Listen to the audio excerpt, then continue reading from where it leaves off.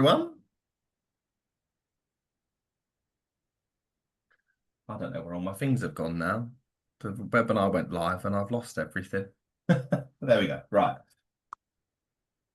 I'll just give it another minute, guys, just for some other people to jump in, and then we'll get started. But welcome to what is the last TMA virtual workshop of the year, and a nice 2.5 hour CPD for everybody.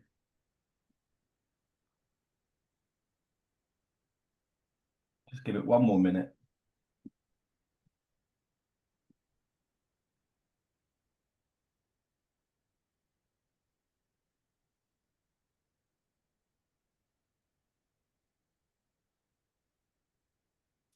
Perfect.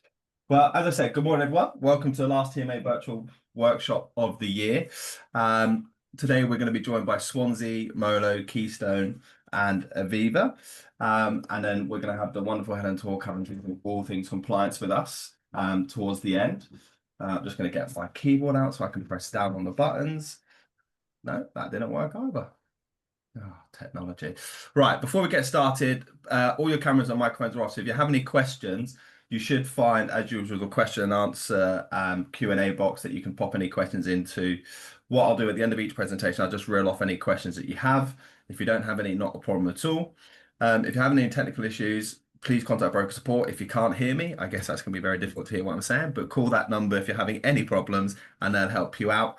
And all CPD certificates will be sent to the email addresses you registered with within 2 to 3 days of the event. So first up, we have Swansea Building Society, so to cover off the agenda. We have Swansea at 10:30, we're going to have Molo. 11 will be joined by Keystone, 11:30 Aviva, and then TMA compliance. Some of that may change around, but hopefully we'll stick to the agenda and times. That's it for me. Janet, over to you. As I say, when you want your slides changed, just let me know and I'll press the button. All right, lovely. So good morning, everybody. My name's Jeanette James. I'm a business development manager for Swansea Building Society. I work alongside Martin Lewis, and between us we cover the whole of England. So any brokers, intermediaries that are in the England patch, we're your first point of contact. We don't lend in Scotland and we don't lend in Ireland, but we lend in the whole of England and Wales. So if you get any queries for any properties, mortgages in them areas, then we'd be first point of contact. If you could move to the next slide.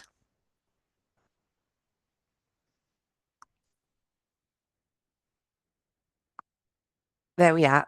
So a lot of our book, I'd probably say 70% of our mortgage book is made up of self-employed customers. We deal with quite complex incomes. And what we ask when we're discussing potential mortgages is that if you do have the accounts, and they are quite complicated, that you send them to us. And what we can do is actually look through them and assess them prior to any application. So at least you can get a yes or no straight away without going through full application. So for self-employed, then anybody that's a sole trader, partner in a partnership, LLPs, or limited company, we will look at income for them. We look really at what we can take as opposed to what they do take. So generally, we'll look at the last 2 years' net profits before tax. And if they're directors of limited companies, we can add the salary back in as well. We do, like I said, generally take an average of the last 2 years, but we can look at it on a case-by-case basis. So if we've got an individual or a company where we can see the profits are rising over, say, a 3-4 year period, then we could potentially look to take the latest years for you rather than averaging. We can speak to accountants as well. So when we have a chat with accountants, what we tend to do is when we've got cases where they've had large outgoings, which means that potentially the net profit has dropped in the latest tax year, if the accountant can confirm that that is a one-off, then we could add that back in for the customer, and then that gives them a boost then back into their income. We can request business management information year to date if we're looking at taking the latest years, as long as we've got the information for the MI for the following 12 months, like projections, then that just gives us more confidence then to use that latest figure. If you could move forward. One of the other things that we do as well, we can look at taking retained earnings. So if they haven't taken them on the advice of the accountant and the net profit is there, but they've got large retained earnings, even though they're not necessarily going to take them, we could look at using them to boost their income. So a quick example of that is if somebody had £100,000 in retained earnings and they were looking for a mortgage over 10 years, we could in effect say, well, you could take 10,000 every year for the next 10 years and we could use that 10,000 to boost the current income up. The one-off items that can be added back in, pensions. So again, if somebody has had a large pension payment from the accounts in the latest tax year, they could have paid in 100,000, 200,000. We could actually look to add that back in for them, because as long as the accountant confirms it's a one-off, then we could actually add that back in and boost their income again. We need to look at loan repayments as opposed to the interest paid. So this is just a little bit of where we start getting into the more complex income. If they have a lot of high outgoings like HP and loans, and they're paying them through the bank accounts, we could see potentially that the interest on the accounts is, say, it's showing as 20,000, but the actual repayments per year could be a lot higher. So we do actually factor that in. So that's something just to be aware of with that. But again, we ask you to send the accounts to us, and then we'll actually factor that in and work that out for you before we give you a final answer on what we can lend. We manually underwrite everything, and all cases are looked at individually. With self-employed, the maximum age is 75. However, on a case-by-case basis, again, depending what they do, we could potentially take that higher. If they were, say, a builder, a roofer, potentially we couldn't, but if they're office-based, then that is something that we can look at. The other thing we can do is if somebody's just recently changed their shareholding and it's increased, even if it was a couple of months ago, as long as that is confirmed with Companies House and with the accountant, then we could actually look at taking the highest share amount straight away and then factor that into the income that they can use. Next slide, please.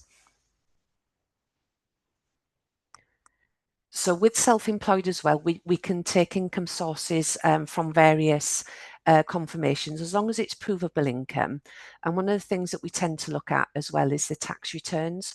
And we do ask for the full tax returns, which are the SA100s, because that gives us a full picture of everything, whether they're getting pensions, whether they get investment income property from properties. And even though they're self-employed and we would normally take the net profit before tax, we can add them elements in as well. And that again would boost the income for them. Next slide. So moving on then to something that we do a lot of as well, self-build mortgages, and we seem to have had a run on these recently. We've had probably 10, 15 applications over the last couple of weeks. We actually do these in-house, so we don't pass them on to anybody else to process for us. So if you were to have a self-build application, it would come directly to me or Martin, and we would actually see that application go through to completion for you. So the way it works, we will actually lend 70% of the plot value plus 70% of the build cost during construction. So when you add the two figures together, the maximum amount that we'd release at any one time would be 70% of the overall figure. The end value as well. So if the end value was £1 million, as long as the income is there to support it, we could actually lend up to 700,000, and that's the way we work it throughout the build. If there's any Section 106s on there, which could be affordable housing in that particular area, that's something just to be aware of with the self-build, because the customers may think, oh, it's going to be worth 500, but if we factor in any Section 106s, that could be a reduction of about 30%, and that would be the figure we work on once that 30% has been included. Upon completion of any self-build, the loan to value could be increased. We actually go up to a maximum of 80% with our lending, and we would need a completion certificate on completion and a final inspection. Once that's been done and the value's been confirmed, we could potentially then lend extra up to 80% and also look at different interest rates for the customer. The normal expectation of a self-build to complete is 2 years. And within that 2-year period, the 24 months, the self-build is on interest only, and they pay on what's been drawn down. So if they were borrowing 200 and they'd only drawn 100,000, then they'd only pay interest on that 100. And as that loan increased as they drew down more, then obviously they pay the interest on the higher amounts. And the self-builds are again only available in England and Wales. Next slide. So the self-builds also include barn conversions and renovations as well.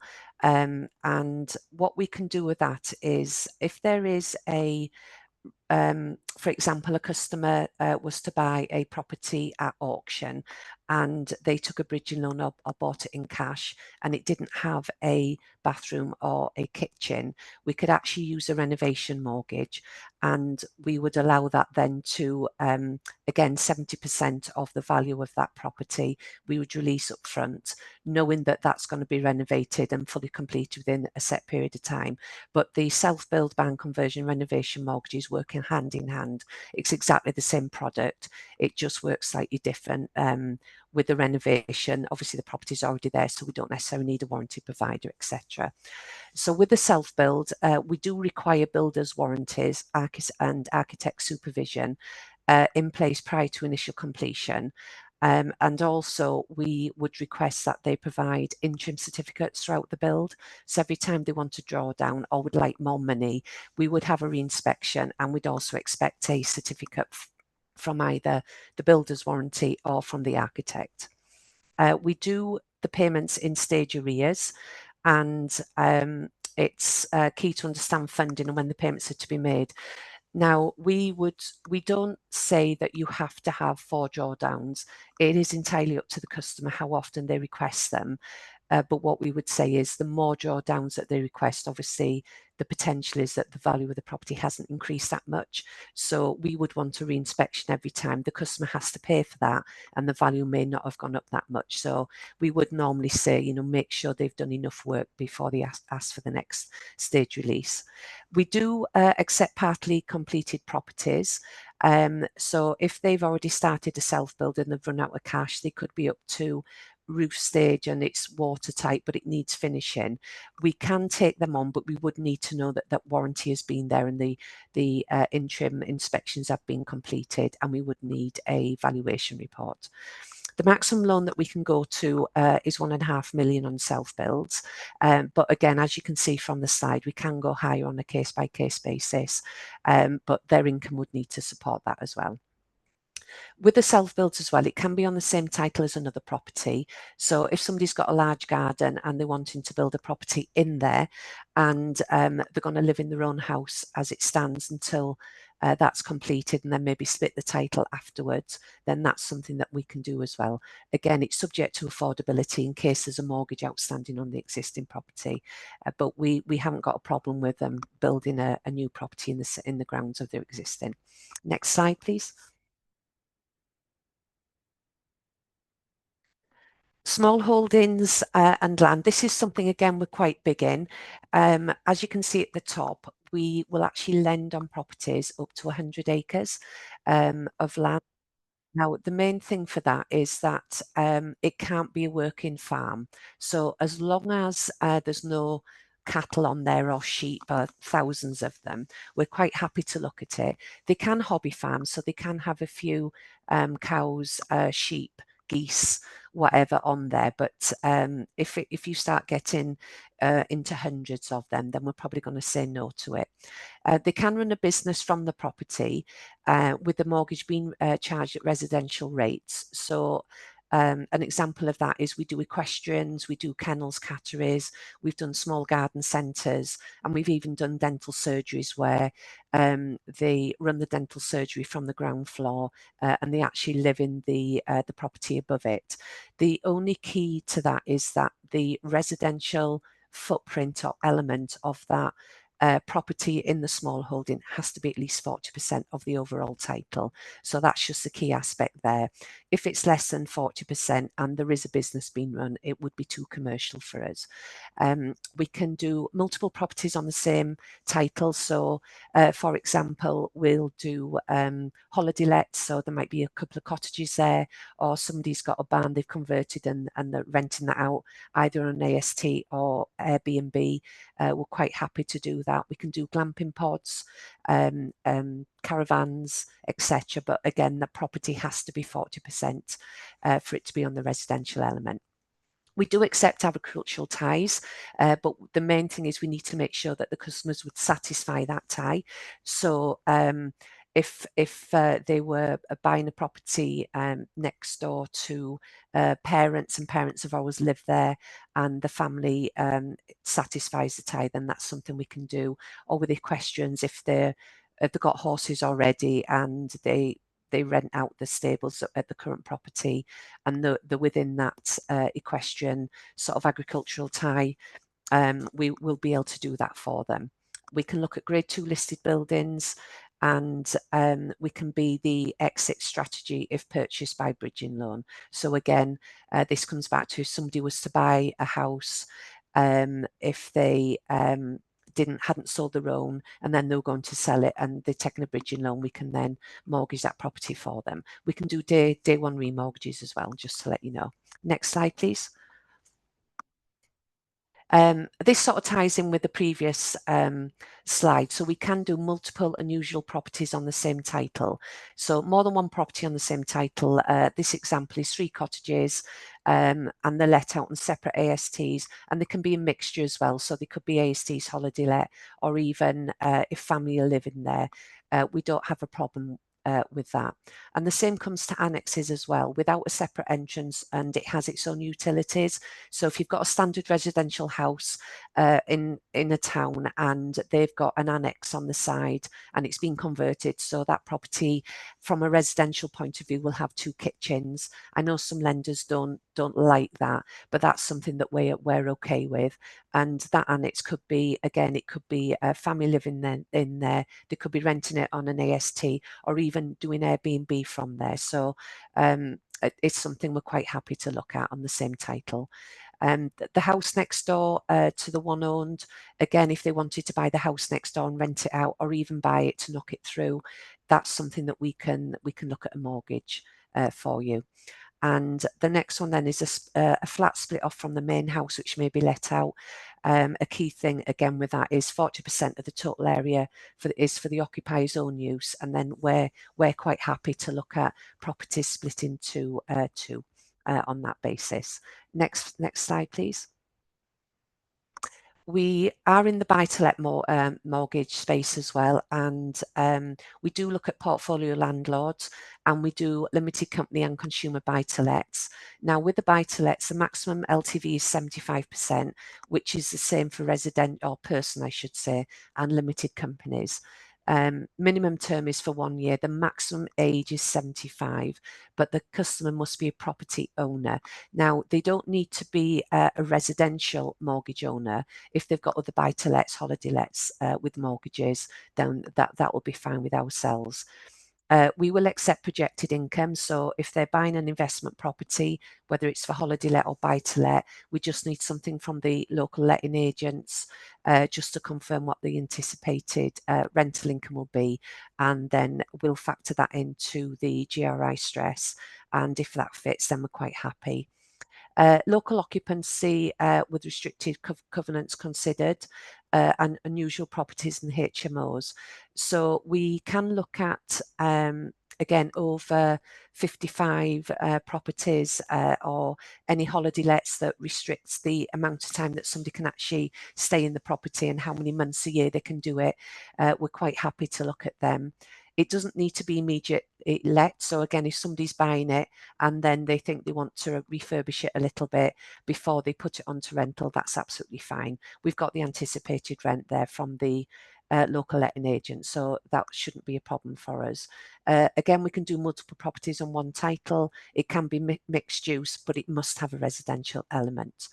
The minimum loan is 50,000. So Sometimes when we get the smaller properties in different areas, they can be purchasing, say, for 70, 80,000, but that wouldn't necessarily fit within the LTV with a minimum loan amount. So that's just something to bear in mind.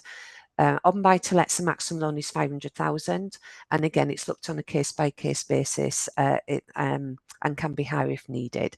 And we don't do regulated buy-to-lets, but consumer buy-to-lets is something we can potentially do. Next slide, please. So again, holiday lets exactly the same as the buy-to-lets. The criteria is the same, and we do accept Airbnb. We won't. You can see there. Just about five, well, what's that, 1, 2, 3, the fifth one down. We won't lend if on a holiday park or timber frame. However, we have just done a mortgage for a property on a holiday park in Filey in North Yorkshire. The holiday park itself has got chalets and caravans, I think, to one side. But the way this one is actually set up, it looks like a little village. They've actually built purpose-built holiday properties on there, and they built with bricks, so they're not the old traditional timber frame chalets. And because they have been built like that, then we were able to lend on that. So again, if you do see one on a holiday park, and you think whether or not we'd look at it, if it is timber framed or it's a chalet, we're probably going to say no. But if it's one of these sort of newer ones that are actually built properties, then give us a ring and we'll see if we can do it for you. The other thing we can do as well, I potentially maybe on the next slide. Can you move to the next slide for me, just in case? Oh, it's got the semi-commercial. It is on the bottom. We can actually do B&B. So if somebody's got a bed and breakfast, and again, we've done a few of these in North Yorkshire, I'd probably say predominantly. The criteria for this is the customers need to live in and they need to occupy 40% of the overall property for any bed and breakfasts or guest houses. But again, it is something that we can look at for you. The other semi-commercial we can do, if there's a shop downstairs and the owner can live upstairs, that would be a normal regulated mortgage. With the shop downstairs and they wanted to rent upstairs and have that as an investment property, we can do that on a buy-to-let. Now, again, we can only take the rental income if it was going to be a buy-to-let and a commercial element downstairs. We can only take the rental income from the flat to support the mortgage. So again, that's something to bear in mind. We wouldn't use the rental income from the commercial unit. And we can do them whether it's going to be rented on an AST or it's an Airbnb or it's a holiday let. Next slide, please. Oh, there we are. I've come to the end. So I've sort of rushed through that a little bit. Hopefully it's within the time scale. Just to finish off with this, as a company, we are a traditional building society. So we do manually underwrite all our mortgages, and we don't credit score and we don't look at credit reports. So we are a very much telephone based. If you've got a query on a mortgage, what we would say to you is pick the phone up, give us a ring. We can chat through it with you, say yes or no straight away. If we think it is something we could take forward, we could then do a decision in principle for you. And that would be manual as well. There's no forms to fill out. There's no credit scoring done. We just ask for certain bits of information and we'll confirm back to you by email if we can take that forward on a decision in principle for you. But that's everything from me. Okay, and thank you for listening. Thank you, Janet. Really appreciate that. No questions have popped up in the Q&A, so we have got 5 more minutes if you want it for anything. But as I say, if not, we can move on to John at Molo. Yeah, no, I think that's everything. There's quite a lot that we do, all different aspects. And obviously, it's just that we don't want to give too much information, but that's sort of like the headlines. But if you ever visit our website and have a look at it, you'll see the sort of like what we call our Wheel of Fortune. And we do quite a lot of different quirky, different mortgages. The only thing we don't do, I would say, is any adverse. So if you have got somebody that's got missed mortgage payments, outstanding CTJs, we're going to say no to that. So I would say, on them particular ones, we wouldn't take it forward. But anything else that's quirky that the main lenders have maybe turned down, just give us a ring and we can chat through it with you. Yeah, I have to say, Okay. every time you guys do one of my face-to-face workshops, the brokers are kind of blown away by the type of cases that you guys will do. Yeah. So it's always nice to see the reactions. And I'm like, really, you'll do that? Yes. Yes. So yeah, no, brilliant. Thank you so much for your time, Okay. Jay. Really appreciate that. All right. Lovely. We'll move Thanks, on then if Ronnie. there's no Okay. questions. Thank you. John, I think you're here. I am here. Yeah. There he is, mate. Morning, You should. everyone. I'll move on to the next slide. And then if the Thank powers you. of technology have been done right, you should be able to control your own slides. So give it a Oh, shot, okay. mate. All right. Wherever go. Wherever go. Morning, everyone. Let's just see. Oh, here we go. That's working. Look at Yeah. that. Morning, everyone. I am John Smith. I'm going to run through. I'm going to keep it quite punchy. Just run through some of the key features we've got to offer here at Mola. I'll start off by just giving you a bit of a introduction into the background who Molo are. You may have used us recently, or you may have used us in the past, and there's been some big changes that have been going on behind the scenes. So we are now owned by Coldcap Financial, and they're one of the largest Australian mortgage lenders, non-bank lenders. They've got about, just to give you a scale of size, like 18 billion pounds in under management. So they're a huge lender over in Australia, and they see Molo as their way to the UK market. So that just gives us um, just full on support, funding. So we're just in a really good position to sort of hit the buy to let space, and maybe some other areas we move into in 2026. But I joined the business just over a year ago, and we've got the criteria with rates to match as well is really key. So I'll run through just some of those key bits for you today. So why choose Molo? So I sort of just said it there, really. We've got some competitive products. The criteria is nice and flexible and simplified key and process. So we have got an online dip and app. So the dip takes a minute to do, and the app, it takes a further minute. So it's really nice and quick. But we'll jump into some of the criteria highlights. So we're just purely buy to let at the moment. Minimum loan 45,000. Says max loan at 3 million, but if you're lucky enough to get anything above that, then reach out to your local BDM and we can see if we can help out. We lend up to 80% loan to value. Your normal gifted deposits from immediate family members are fine, and the intercompany loan deposits we're also okay with. One of the key points with us is that we can allow first-time buyer, first-time landlords. So there will be some, underwriting that goes on behind that because we need to make sure it's not, disguised, backdoor residential. So we'll look at things like, income. If the income stacks up on like a typical resi basis, that's an easy one for the underwriters to sign off. They do look at location. So if they live in London, for example, investing in Birmingham, that's an easy one because it's not around the corner. However, saying that, in its conversations I had with the underwriters when I first started, that as it's a first time buyer, first time landlord, they're living with mum and dad, but investing round the corner in a one bedroom flat doesn't mean they're going to be living in it. They invested round the corner so they can keep an eye on it and manage it a little bit easier. So we can get our heads around that. What sort of helps to back that up is providing almost like an unofficial business plan, and I'm not talking anything formal, but there's some workings out because you'd imagine any type of investor or applicant comes to you for a buy to let has done their homework on the rental returns, the capital appreciation. And sometimes it's being told the story, the client's mum and dad could be landlords themselves, and that's been passed down onto the client. So the whole story sort of helps, with the understanding of that. So that's a big point for us. And we don't load the rate. I think some lenders, when they do first time buyer, first time landlords, you'll get like a typical 0.5% load on the rate, which we don't do. We don't typically tend to load any rates. What you see is what you get. Up to 4 applicants. Another big point for us is the foreign nationals. So foreign nationals living in the UK, we've got no minimum visa requirements. So you don't have to have permanent rights to reside. They don't need to have a year or 2 years remaining on a visa. Just as long as they've been in the UK for 3 months, then we can look to assist those type of clients. We do have a credit score in place, so I'm not saying 3 months would be enough, but I've certainly seen clients that have moved to the UK, been in the country 10 months, they have passed our scorecard. So it's worth bearing that in mind if you get any of those type of clients come along.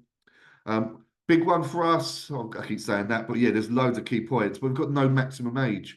So most lenders or some lenders have got like an age cap. So I've taken a few calls recently where clients come to the end of their term, the existing lender, but in their early 80s. So the existing lender won't actually offer them a new deal, and they're struggling to place it elsewhere. So we've got no maximum age. Minimum age of 21.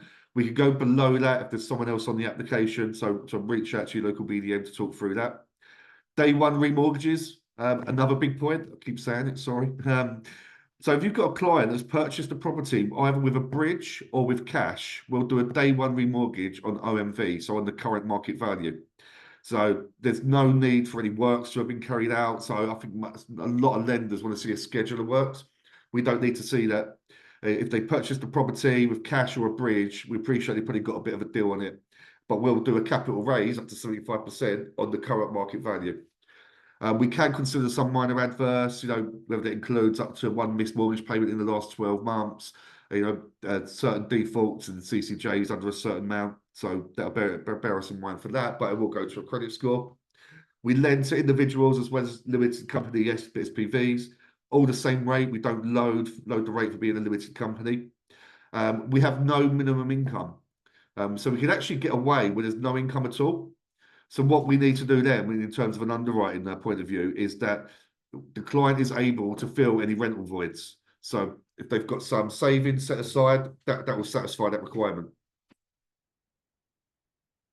In terms of like the more specialist side, we can lend on multi-unit blocks or HMOs up to 12 rooms or 12 units. Again, with our product range, our rates, we just have one range for multi-unit blocks and HMOs. We don't have a small HMO product and a large HMO, where you typically get a higher rate for anything that's 7 rooms or more or 7 units or more. So it's the same rate all the way through. So it will helps keep the rate quite low, especially for the larger type properties. This is the only product range where we want 12 months landlord experience. Doesn't have to be in HMOs and multi-unit blocks. There's 12 months rental experience. We can consider some of the complex layouts on the HMO basis.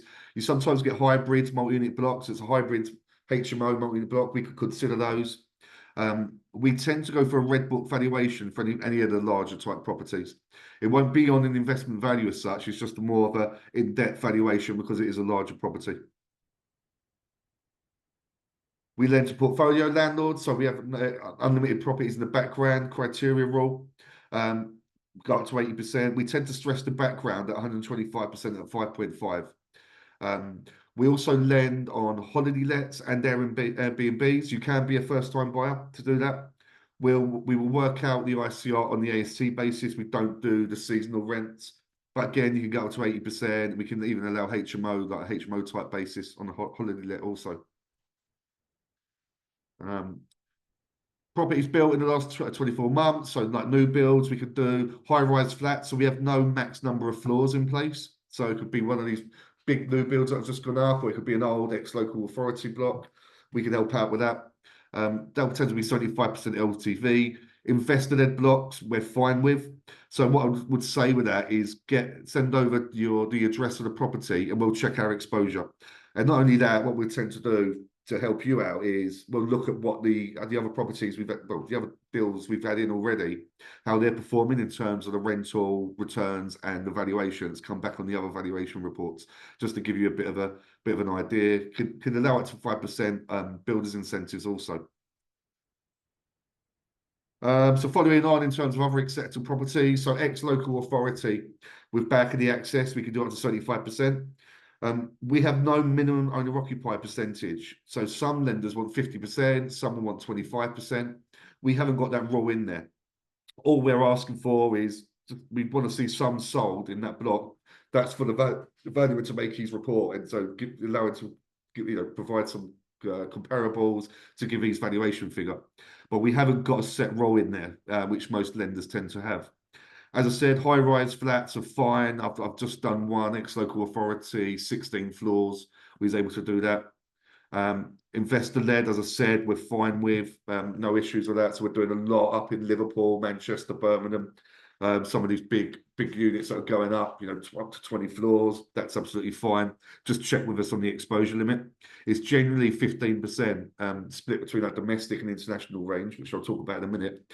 So just run that past me or your local BDM, and we'll see if we can help out.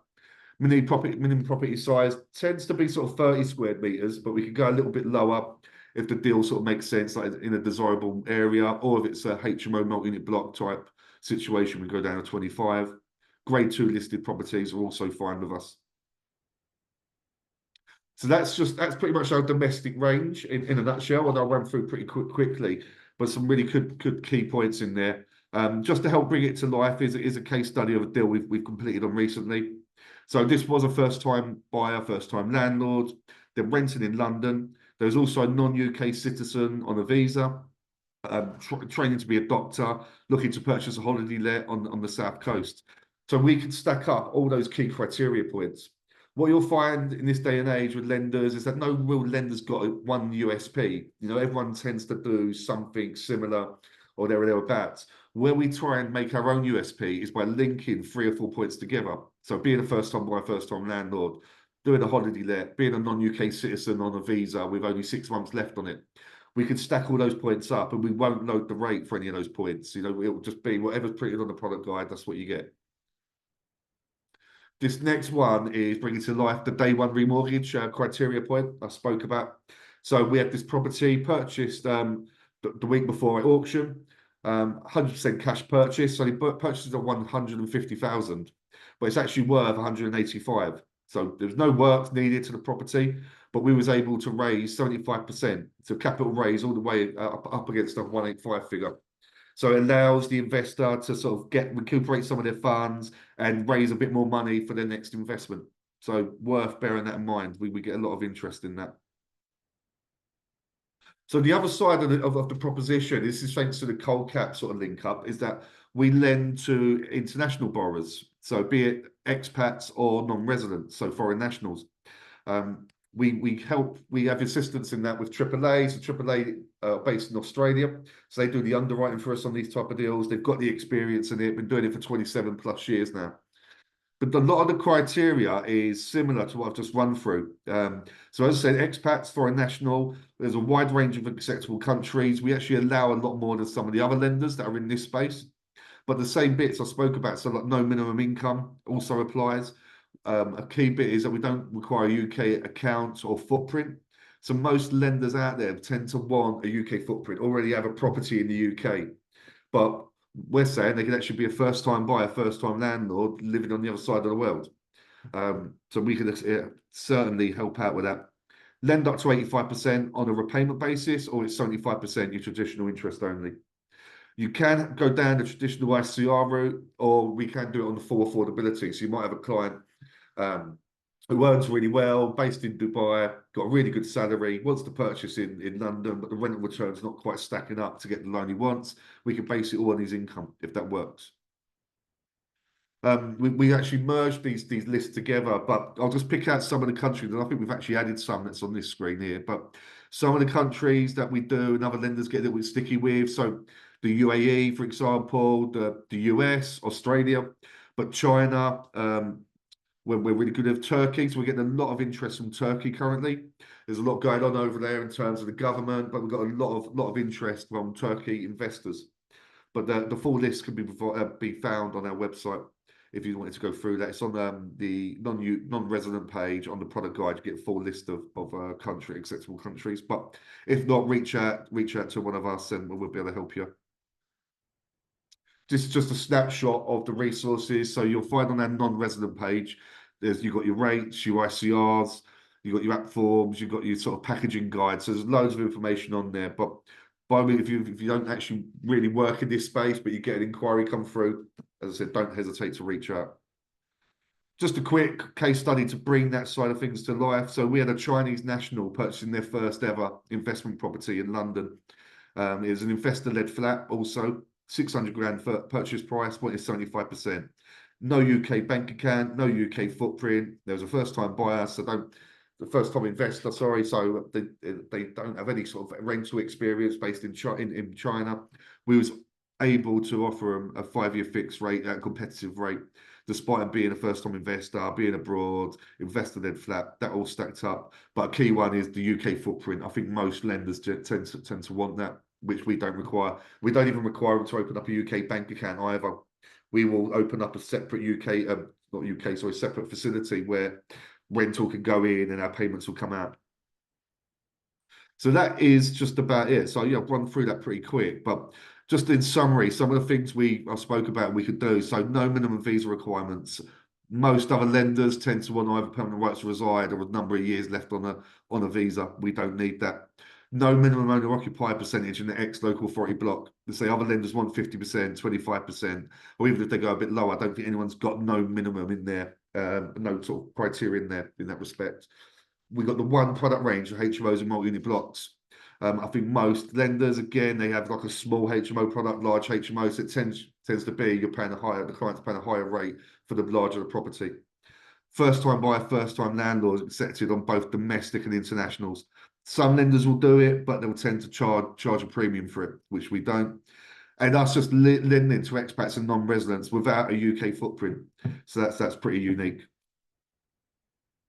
Here's a snapshot. This is the coverage of our sort of sales team across the country. We have got an international telephone BDM that sort of just specialises on that. But of course, reach out to your local one. Agnes is just there to sort of complement that.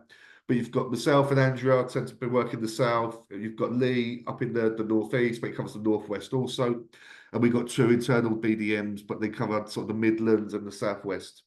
But make a note of that, or you can find it on our website. You'll find the BDM. And that is just about it. I don't know if there's any questions or you want to reach out after, but ran through that. I wanted to keep it quite punchy just to let you know what the key points would be to using Molo if you haven't done so beforehand. But there's loads of good stuff in there. Rates are as cheap as 2.54%. That is with the 7% arrangement fee, but just to give you the headlining rate. But yeah, the rates are pretty competitive across the range. So yeah, don't hesitate to reach out. Thank you, John. I appreciate that. Pardon me, losing my voice again. Guys, if you have any questions, please put them in the Q&A box. While I get my voice back. Yeah, just getting over a cold. There doesn't seem to be any questions at the minute, John. So I can see Matt's in the room again. Yeah. So we should be able to move on. I'm going to try and do technology again and see if I can give Matt control. Hopefully, Matt, are you here? Good morning. Yes, I am. Morning. Guys, I just follow up very quickly before my task. If you do have any questions, just to reiterate, there is a Q&A box, there is a webinar chat box as well. So if you're struggling to find one or the other, just put it wherever you want and I will get the questions answered. Obviously, John and Janet have done their sessions now, but we can always come back to them at the end if they're popped in. And now we'll hand over to Matt at Keystone. Thank you very much. So good morning. So yeah, I'm Matt Osborne. I'm the Internal Business Development Team Leader at Keystone Property Finance. And I'm just going to talk about understanding and simplifying HMOs.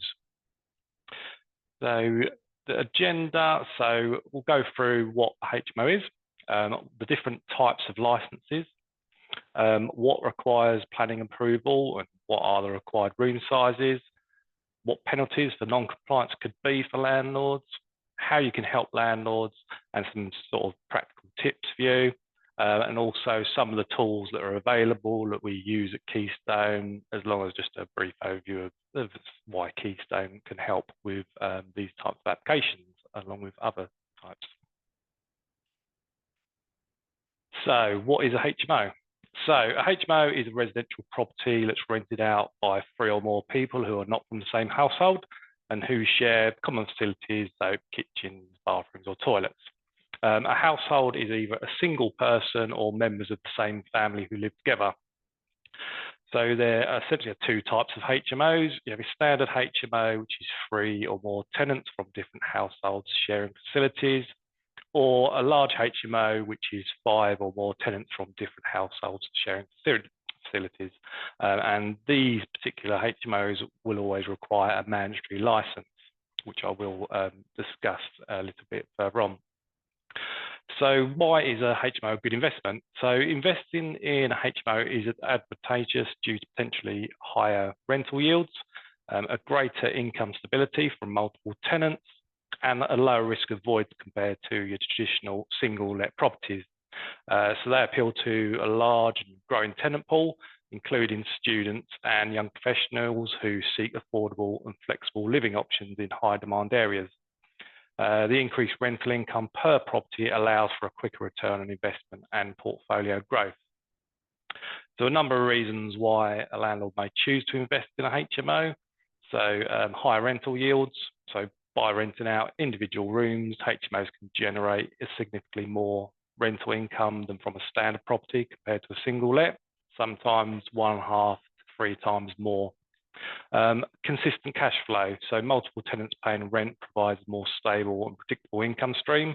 So if one tenant leaves, others are still generating an income, which reduces the risk of vacancies and arrears. So that's always good news for lenders.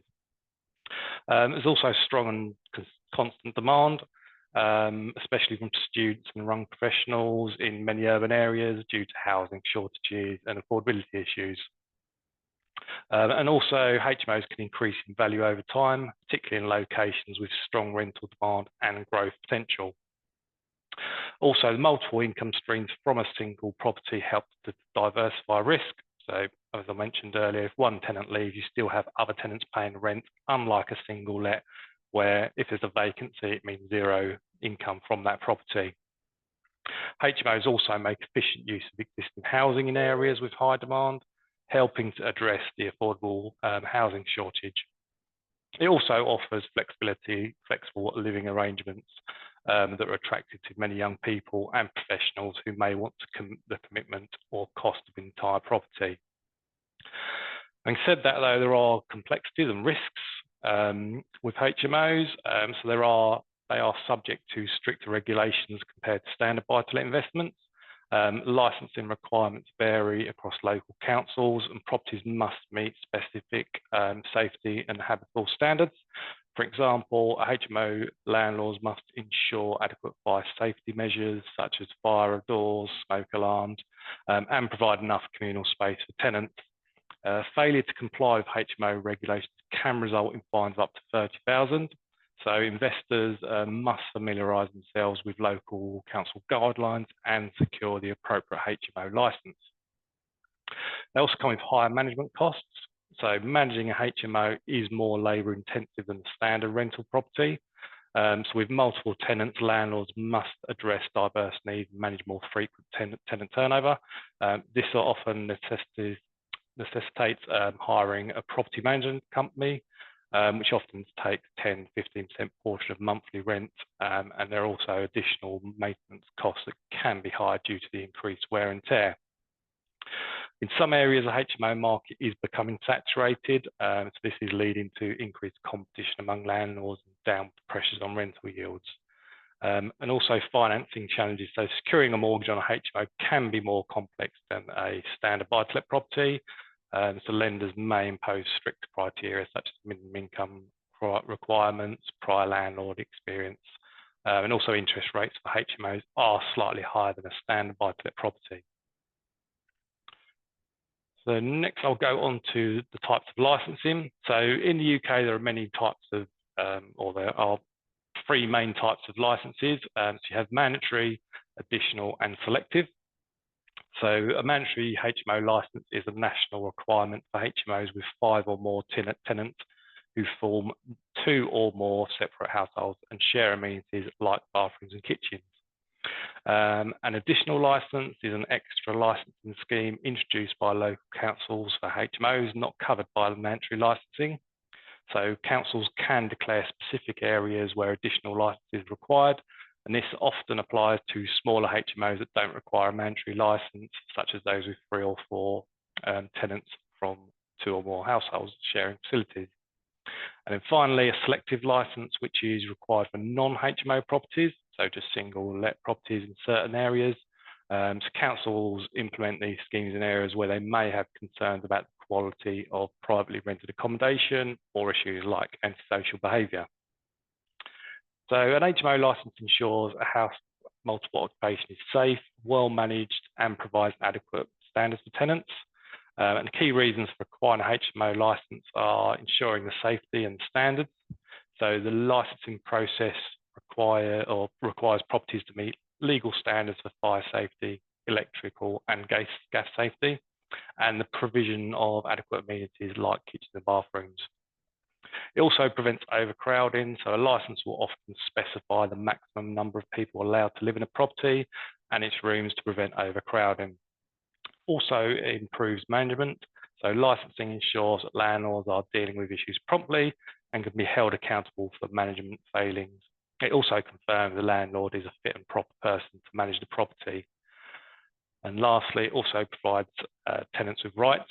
So if tenants in a property are acquiring a license doesn't have one, they can apply for rent repayment orders and are protected from eviction.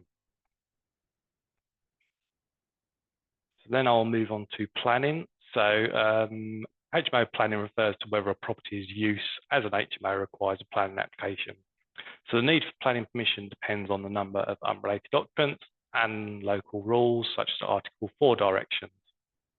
So there's three class usages. So the first one being class usage C3, so a residential dwelling.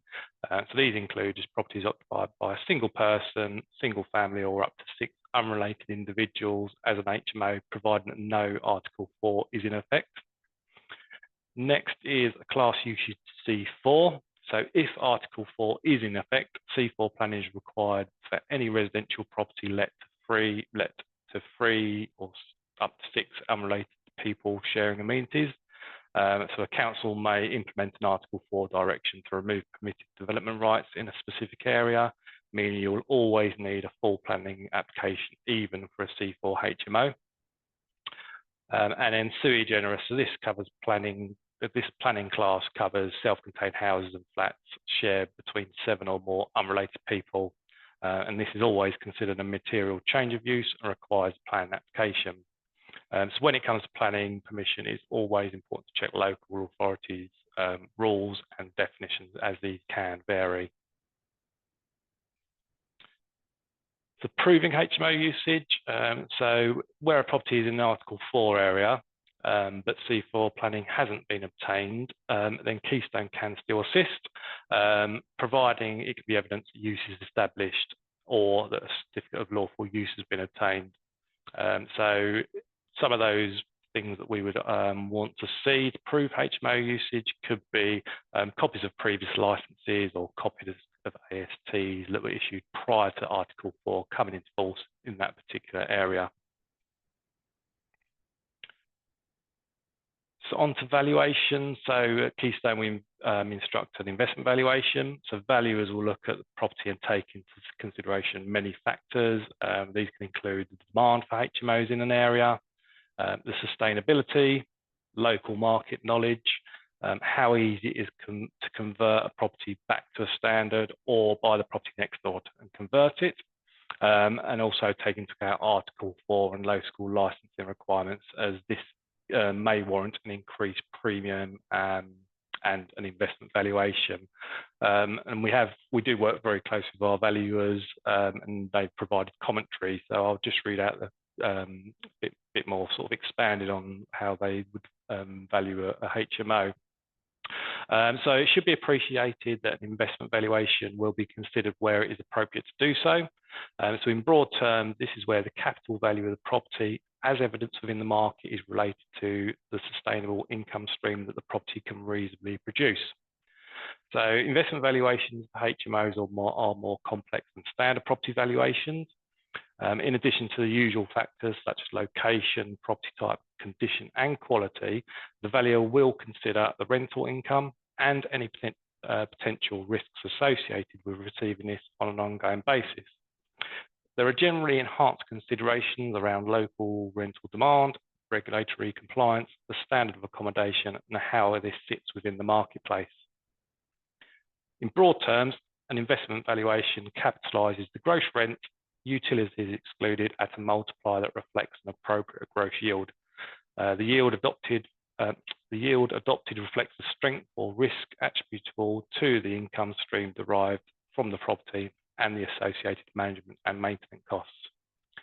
The valuer must also consider transactional evidence to ensure that the outcome does not produce an inflated value inconsistent with local values for similar property types.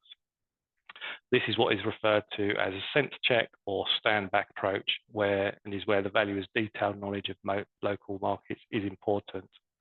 There is a common myth, though, with an investment valuation that these will always drive a higher capital value than standard bricks and mortar approach, but this isn't always the case. So some of the tools available. So at Keystone, we use a system called TMA.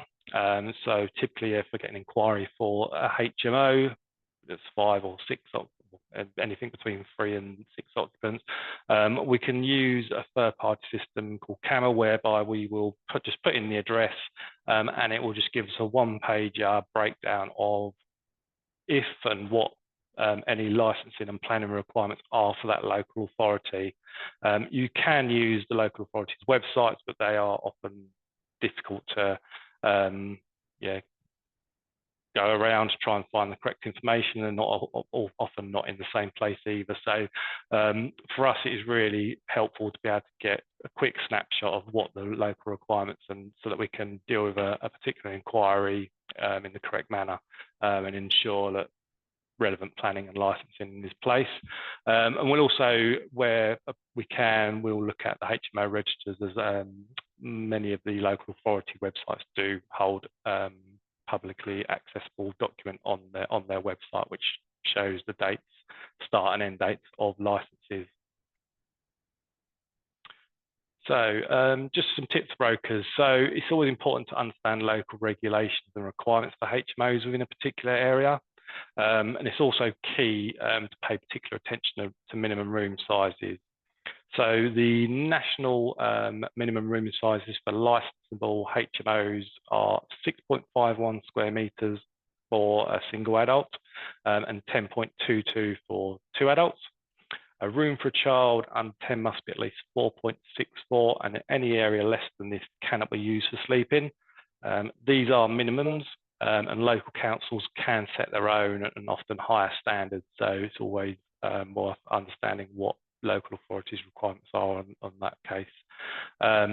Educating your clients, so ensuring that they are aware of what licensing and planning requirements are, and they have the relevant in place, because they're two very different things. So often we'll have an inquiry, we're talking about property, they say, yeah, got the license, though when we look into it further, it's in an Article 4 area, it doesn't have the relevant planning.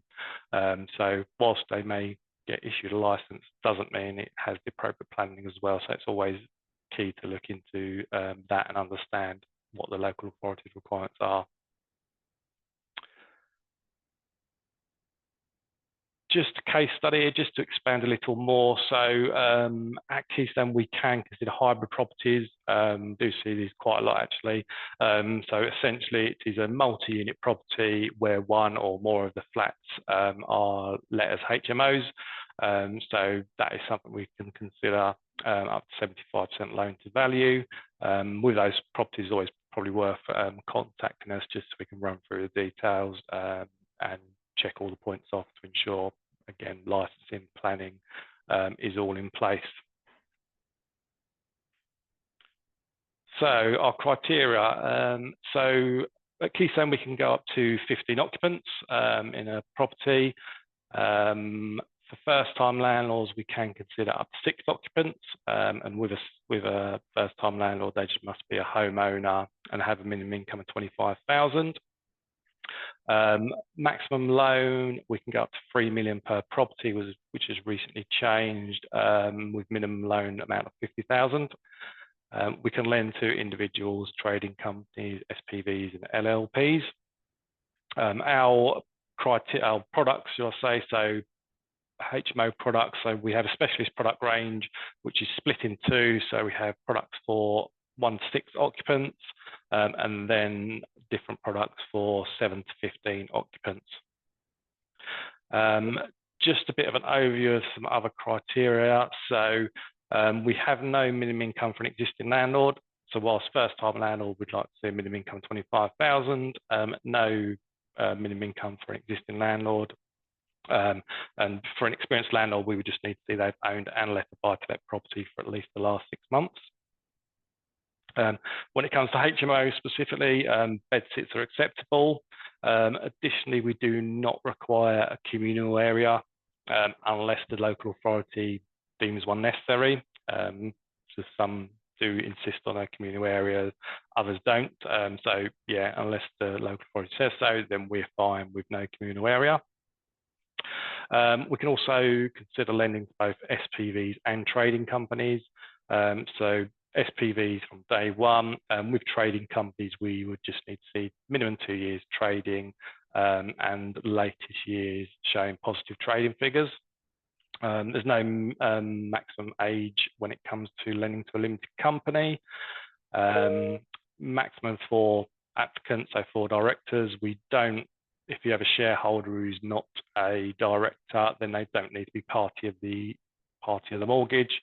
If they have 20% or more shareholding, then we would just need a shareholder consent form just to check, run some credit and fraud checks on them. But yeah, less than 20% shareholder, then they're just totally ignored. We can also look at multi-unit blocks as well. So multi-unit blocks up to 15 self-contained units. Minimum unit size is 30 square meters, though we do have discretion. So any units that are between 25 and 30, providing the value is happy, then we're happy with that. And then if there's any that are between 20 and 25, we would just exclude the rental income from those. So providing it stacks up affordability-wise with the other units, then we will be fine with that. We can consider broken freeholds as well. So if you have a block of 6 where 2 of the flats have been sold off on long leases, we're still able to lend on that freehold multi-unit. So essentially our rule is providing no more than 50% have been sold off on long leases, we are fine. Also leasehold multi-units as well. So a leasehold multi-unit, as long as it's got a minimum 100 years left remaining on the lease, we are perfectly fine with that. We can also look at flats above commercial, up to 75% loan to value. If the commercial below is what we would deem to be sort of high risk, so your takeaways, restaurants, hot food, mini cab office and laundrettes, so we would cap those at 70% loan to value. But any other commercial, then we're happy to go to 75%. Also ex-local authority flats, we can go up to 75%, no issue with deck access. We would just need a minimum private ownership within the block of 40% to be able to go to 75%. Where the private ownership is between 25 and 40, then LTV would be capped at 65% loan to value. We also have holiday lets. So with a holiday let application, we can't do first time landlords. They would just need to have either 1 buy to let in property in the background or 2 holiday lets. Minimum income is 25,000, but we can also look at multi-unit holiday lets as well. And those are for more experienced landlords. So we'd want to see that they've got 2 years experience of letting a HMO, a multi-unit holiday let out.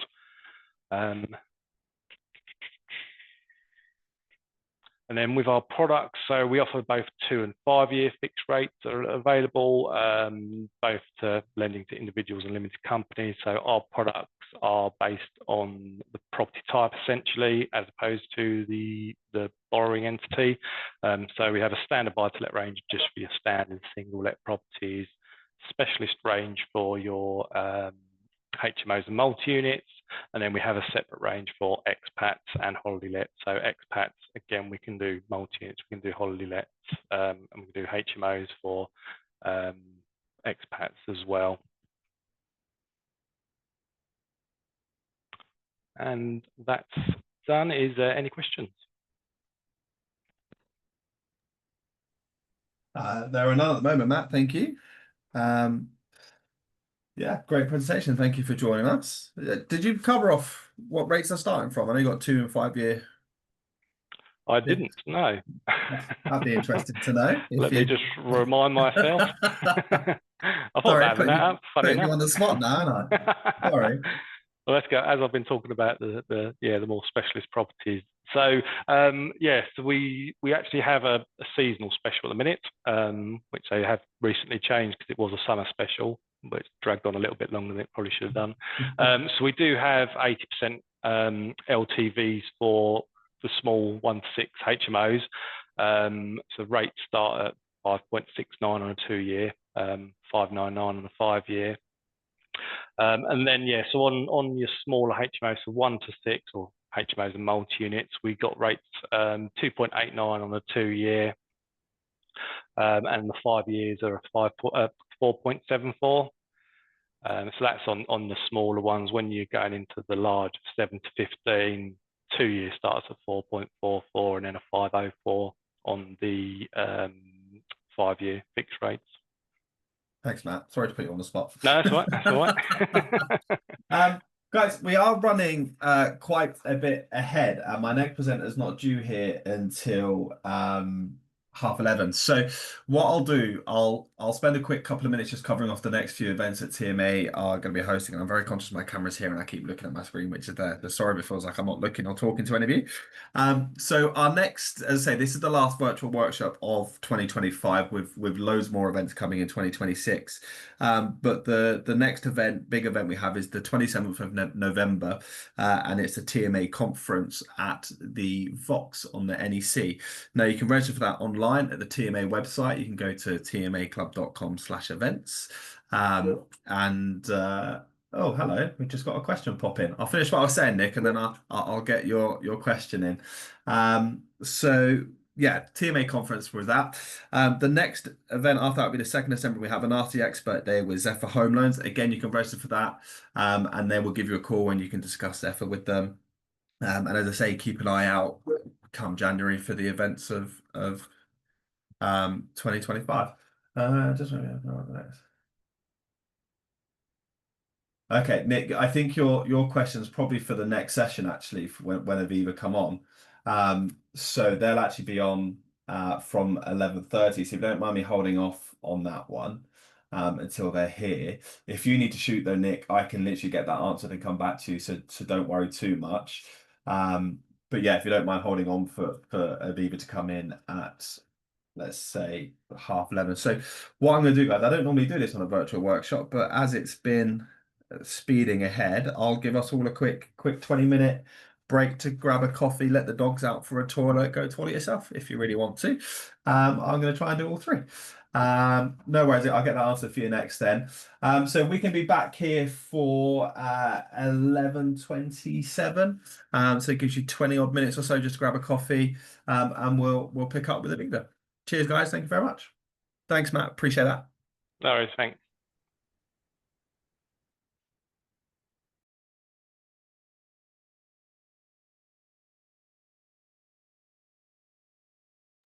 So it might be easy if you just leave yourselves in rather than leave and come back, just in case there's any issues rejoining.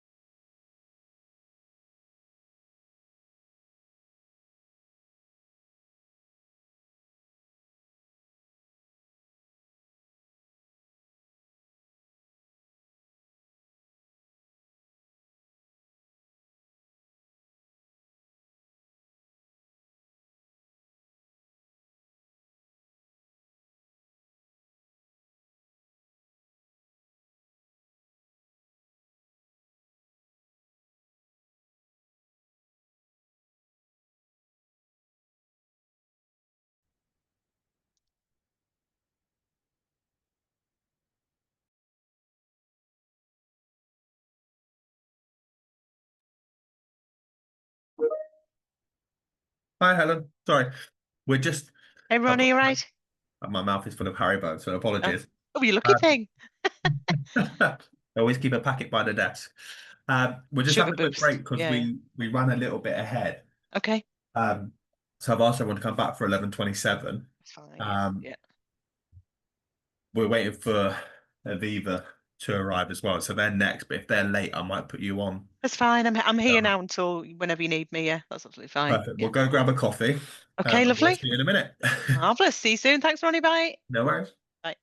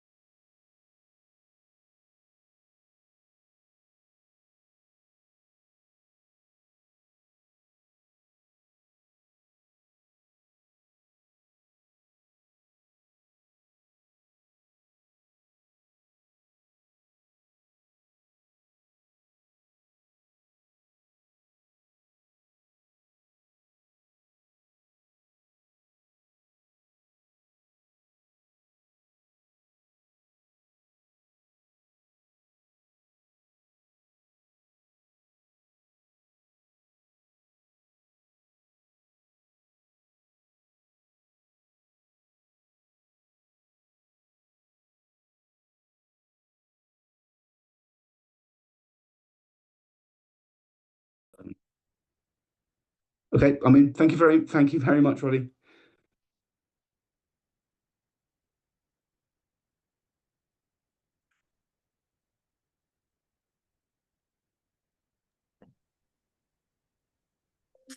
Sorry, Stuart. I was trying to figure out how to turn my camera off then. Thanks. Sorry about the issues getting in, but thankfully we sorted it. Guys, hopefully everyone's back now. What I'm going to do is restart my screen. We ran a little bit ahead, Stuart, so we took a quick break. No problems at all. So, as I say, I think, yeah, I'll have to control your slides just because of the device that you've joined on. So, can you see my screen again? Does that? I can see you. I just want to check that I've got my. Come on. Settings.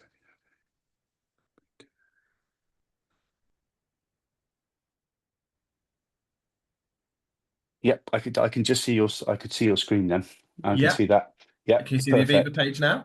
I can see that perfectly. Perfect. Well, look, what we're doing, I'm assuming everybody's back now because I said be back at 27 minutes past. We had a few technical issues to get us in, guys. So sorry that I'm back late. We just had to get that sorted. Stuart, what I'll do is I'll hand over to you now. When you want your next slide, just say next slide and it will quickly change for you. No problems at all. Thank you very much, Ronnie, and good morning, everybody. And apologies for the little bit of technical difficulties. Unfortunately, Aviva has various issues with Zoom, so but don't worry about that. Just to introduce myself, my name is Stuart Easton. I am Strategic Account Manager here at Aviva, and today all I'm going to talk about a little bit is about global treatment. So one of the additional options that you can take out with the Aviva proposition. And just talk about some of the key USPs around global treatment and why you should perhaps be talking about it. Next slide, please, Ronnie. So, what are our learning objectives? Well, we're just going to introduce a little bit about global treatment, talk about some of the treatment options that are available in the UK, why people sometimes go abroad, and then actually talk a little bit more about the benefits of global treatment, and then finishing off with some of the I suppose some of the things that you can, or ways in which you can actually introduce global treatment to your customers. Next slide, please, Ronnie. So from an Aviva perspective, we actually pride ourselves with being able to offer customers choice and flexibility in their protection portfolios. And obviously one of those choices is global treatment. Obviously what we're going to focus on is the opportunities, remind you that global treatment is an additional option that can be added on to things like income protection, critical illness, life insurance, but also just to say that it's only available through the advised proposition, so it's not available through our direct channel. So it gives you the opportunity as advisors to show your clients how you can actually then add value when they come to you. Now, obviously, global treatment from Aviva obviously was one of the first services of its kind to the market, and it leads the way in which overseas medical treatment is now available. Next slide, there's probably a couple of ones and the next one, please, Ronnie. So what's the background? So I suppose before we get into the sort of the guts of global treatment, a little bit of context around how we understand just why global treatment is there, and it provides that extra layer of protection to your customers. If you look at healthcare in the UK, you generally have sort of two treatment options. You either got the NHS or private. And after diagnosis, most people will consider one of those two options first. However, both have got their pros and cons. So from the NHS side, it's affordable. It's got a lot of treatment options available. And within the UK, we've got some of the best doctors in the world. However, as you probably be well aware, the treatment can vary by postcode. So if you live in the wrong side of the street, for example, some of those treatments may not be available. And obviously, there's sometimes some really long waiting periods. With private, you can have obviously shorter waiting times, tend to be slightly better facilities, access to more specialists. But the thing to bear in mind is that all of those treatments are still available on the NHS. And the main point here is that the treatment, even though you may have gone private, it still has to be approved for use within the UK by the BMA. So it doesn't mean, just because you've gone private doesn't mean to say that you've got access to different types of treatment that perhaps you wouldn't be able to get on the NHS. Next slide, please, Ronnie. So what are the reasons to go abroad? Well, there can be a number of reasons why people want to go abroad. Again, as we said, there's shorter waiting periods, but it also could be the access to new and innovative techniques. What you tend to find is that in general, overseas treatment, overseas treatment tends to be the countries that pioneer a number of the services that are available for sort of cancer treatment in particular, because they are they have to be privately funded. They tend to invest lots and lots of money in those areas. So that is why, you know, you find in the US, for example, they've got access to new drugs. They obviously have the shorter waiting times, but then in particular, though, those treatments that haven't been approved within the UK.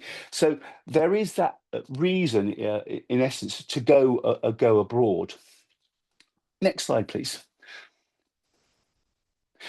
So when you think about getting treatment abroad, essentially from a customer point of view, you've got the various ways in which you can fund it. So you could pay for it out of your own pocket. So essentially, you know, you've got that means to do that, but most people haven't got that financial ability. You could fundraise, but how many people really want to be, you know, washing cars or packing shopping bags when they've got somebody who's really sick at home? Or you could use a critical illness payment. Now, the thing to bear in mind when you're thinking about a critical illness payment is when you have recommended global treatment or recommended a critical illness in the first place, actually, the use of a critical illness payment to fund overseas travel, that probably wasn't what it was there for. It was there to sort of change your life in terms of maybe paying off a mortgage or having some life experiences. So essentially, all of those ways of paying are, whilst in one way they sound a really good idea, the reality is perhaps they're not right. And also, if you decide to go abroad and use these methods of funding to go abroad, you know, you've then still got to find the time to go through, find the hospital, find the doctor to do to carry out the procedures. So it's not just the money that side of things. Also think about, you know, with critical illness, a typical critical illness payment is around about £75,000.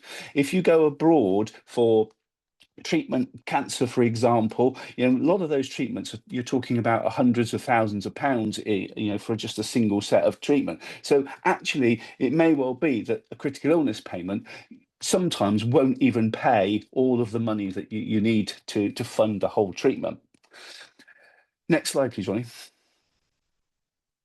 So what is actually global treatment? So essentially, global treatment, as the slide here says, it provides streamlined access to treatment options outside of the UK. It's for policyholders and their eligible children in the event they are diagnosed with a defined serious illness. And it provides treatment solutions and options to complement NHS or private healthcare, and it covers all treatment, travel, and accommodation costs, and they make all the arrangements required. So the easiest way of looking at that is it will provide for the life assured and their children access across the board, up to £1 million worth of cover every year and £2 million worth of cover throughout the lifetime of the policy. And what does that mean? And that means that if you've got an adult and let's say you have 2 children, actually each of those children also has £2 million worth of cover, and it covers all of that, all of those costs. So they will arrange everything for you. It's all effectively a concierge service. And as the slide there says, it's available with our Life Insurance Plus proposition, Critical Illness Plus, and Income Protection Plus, and Living Cost Protection cover. Next slide, please. So what is actually covered?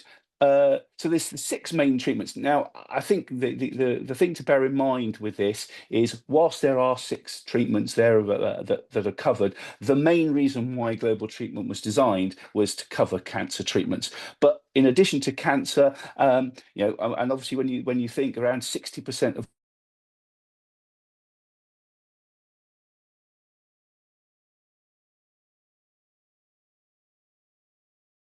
coronary artery bypass surgery, heart valve replacement and repair, neurosurgery, live organ donor transplants, and bone marrow transplants. And then again, as I said, covers life assured and eligible children up to 18 or 21 in full-time education, all the hospital admissions, travel, etc. In terms of travel, if it's an adult going to and using the service, they can take another adult with them, and they will pay and they'll be fully funded for the hotels and things like that. If it's a child that is going, then 2 adults can also travel. So again, we recognise that if a child is travelling abroad, then, you know, if you've got mum and dad, you know, maybe that, you know, mum wants some support, maybe dad can't go because someone may have to look after you know, another child, for example, but it does mean that another person can go. And in addition to all of those coverages, it'll pay £100 daily allowance for up to 90 days. And in addition, once the person comes back to the UK, it will also fund up to £50,000 worth of drugs if, for example, the drugs that have been recommended are have not been approved for use within the UK. Next slide, please. So I've covered this, but it's good to sort of shall we say, recap.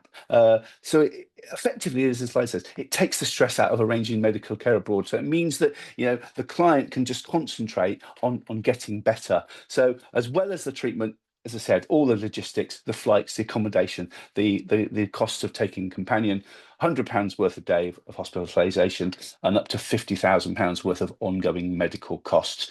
And therefore, as I said, cover up to £1 million in a year, 2 million over the life of the policy. And obviously, each child, if you have children that's eligible, is also covered for up to £2 million. So, you know, someone with 2 children, essentially, once they take out global treatment, is purchasing £6 million worth of overseas cover. Next slide, please.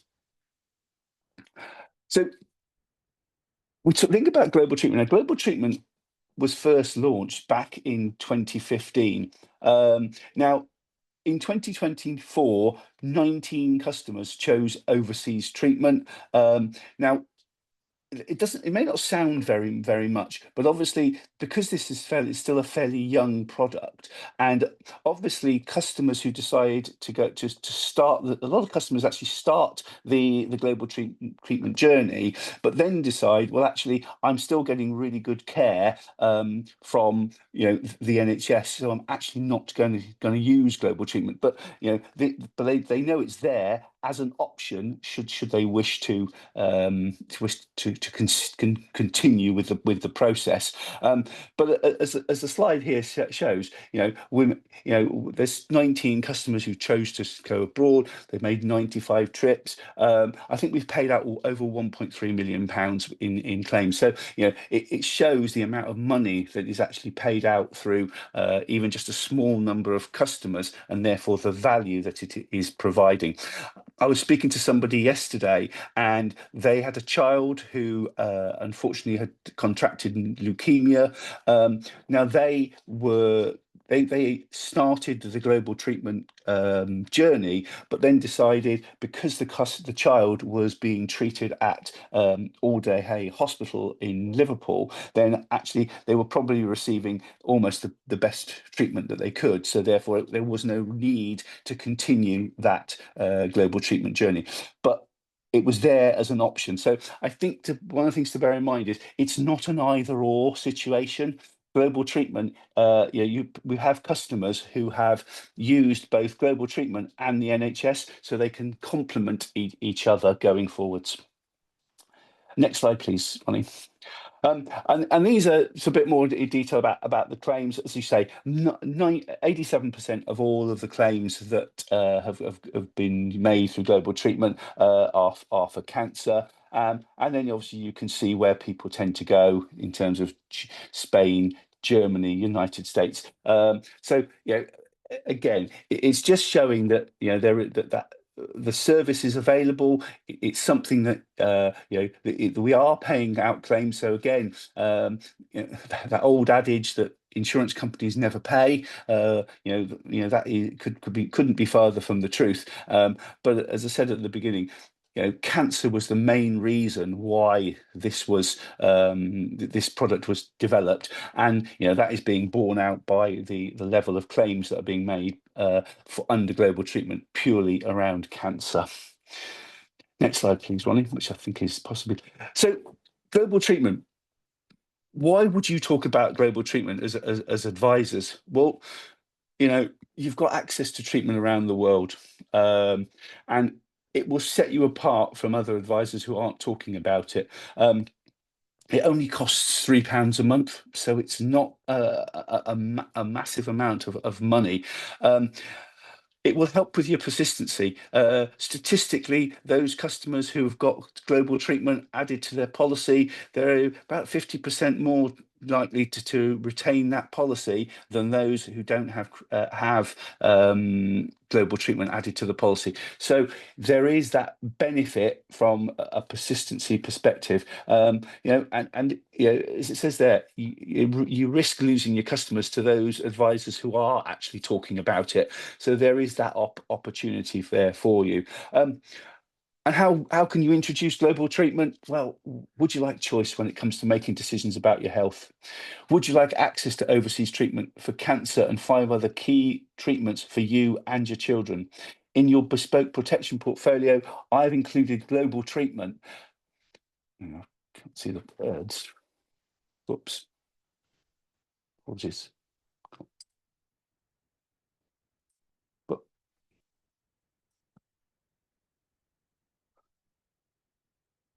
Sorry, apologies.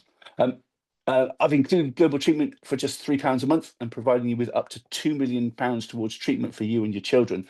And I would be doing you a disservice if I didn't tell you about something I believe every one of our customers deserves to know about and consider as an option.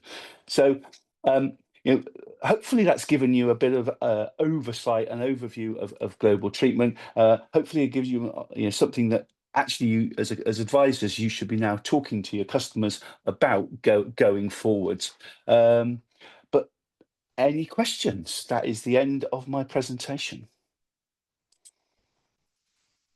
Thank you, Stuart. I appreciate you jumping in to cover today. It's been really, really helpful. Actually, we do have one question, No problems. it popped into chat before we even got to your session. That's how keen we were to hear from you. It's not really around global treatment, it's more around income protection. And I'll just read it out for you. So it says, if picking index cover, the benefit increases by RPI, but the premium goes up by 1.5% times RPI. With these types of policies often running for decades, this can really add up over time, and advisors might not be where they may not be comparing like for like when looking at initial premiums. Basically, what is the justification for this, and can they change it back to how it used to be with like for like increases? So it's just around the premium going up in line with RPI and 1.5%. Are there plans for that to go back?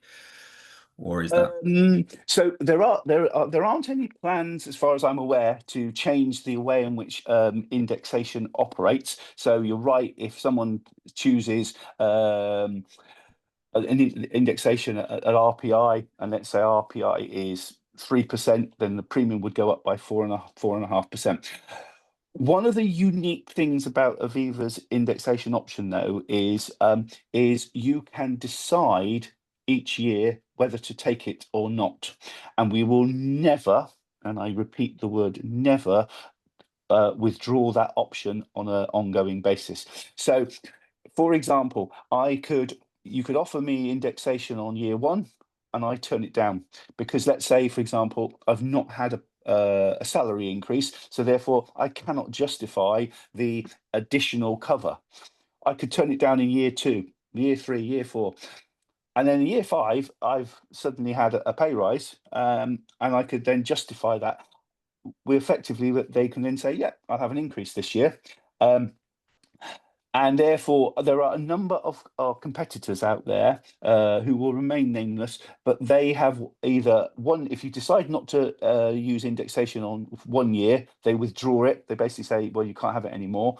Or there are others that have what I call a 3 strikes and out rule. So they operate it. If you don't take it for 3 years, then you lose it. I know that L&G, for example, and I'm not picking on L&G, but they've obviously recently changed their indexation process, but they still do have a 3 strikes and out rule. The other thing to bear in mind is, even if you never take indexation on the policy and you then decide to, and then you then have to claim, any claim that you pay will be then indexed automatically. So I'll tell you a story about our longest running claim, run for about 20 odd years. And when the claim first started, the claim was for about £2,000 a month. When it finished, we were paying out well over £6,000 a month because of the indexation. And I think somebody had worked out that we'd paid out over £500,000 more than we would have done had the client just taken out a policy with no indexation.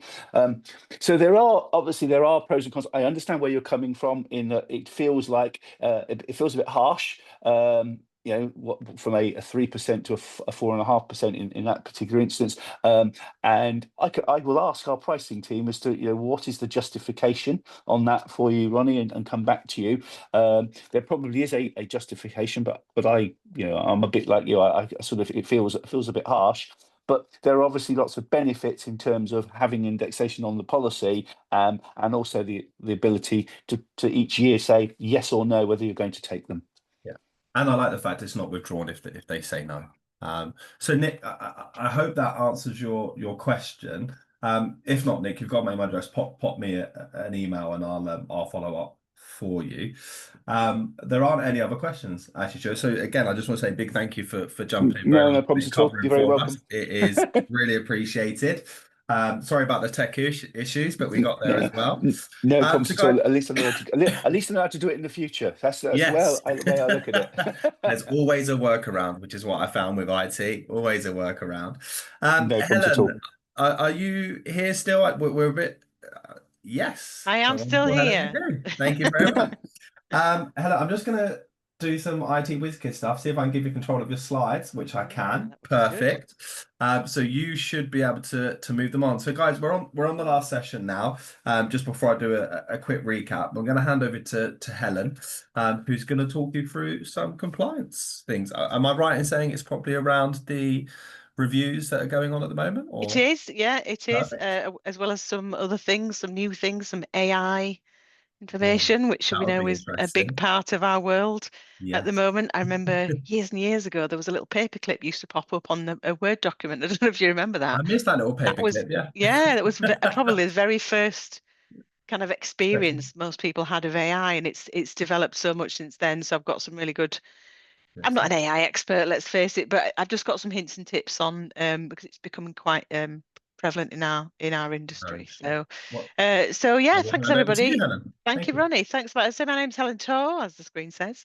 I have a very long title, National Specialist Supervision Manager. So I manage a team of compliance supervisors who look after those in TMA who have a compliance contract to provide support, which I'll come on to at later on in the presentation.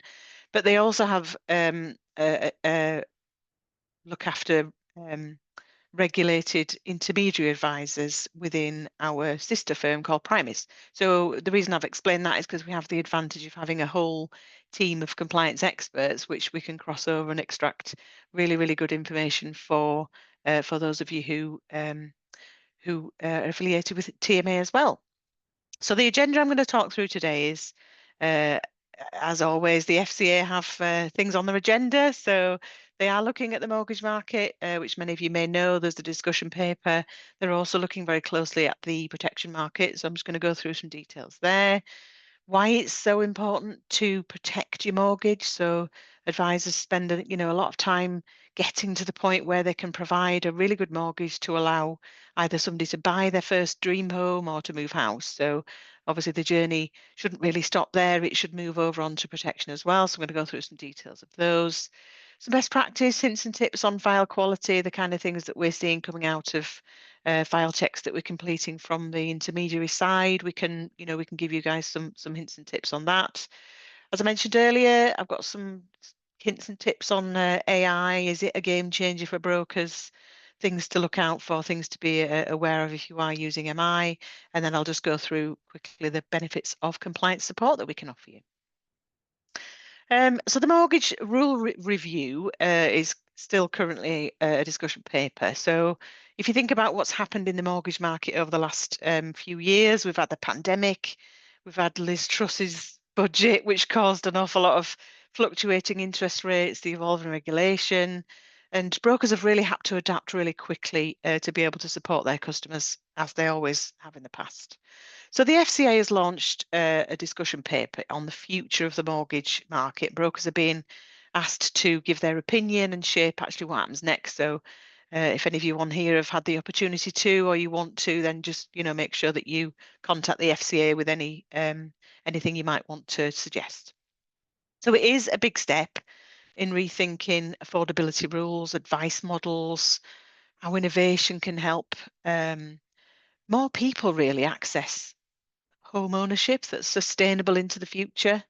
The FCA had a review earlier on its interest rate stress tests, simplifying mortgage rules. Obviously, the last couple of years we've had consumer duty.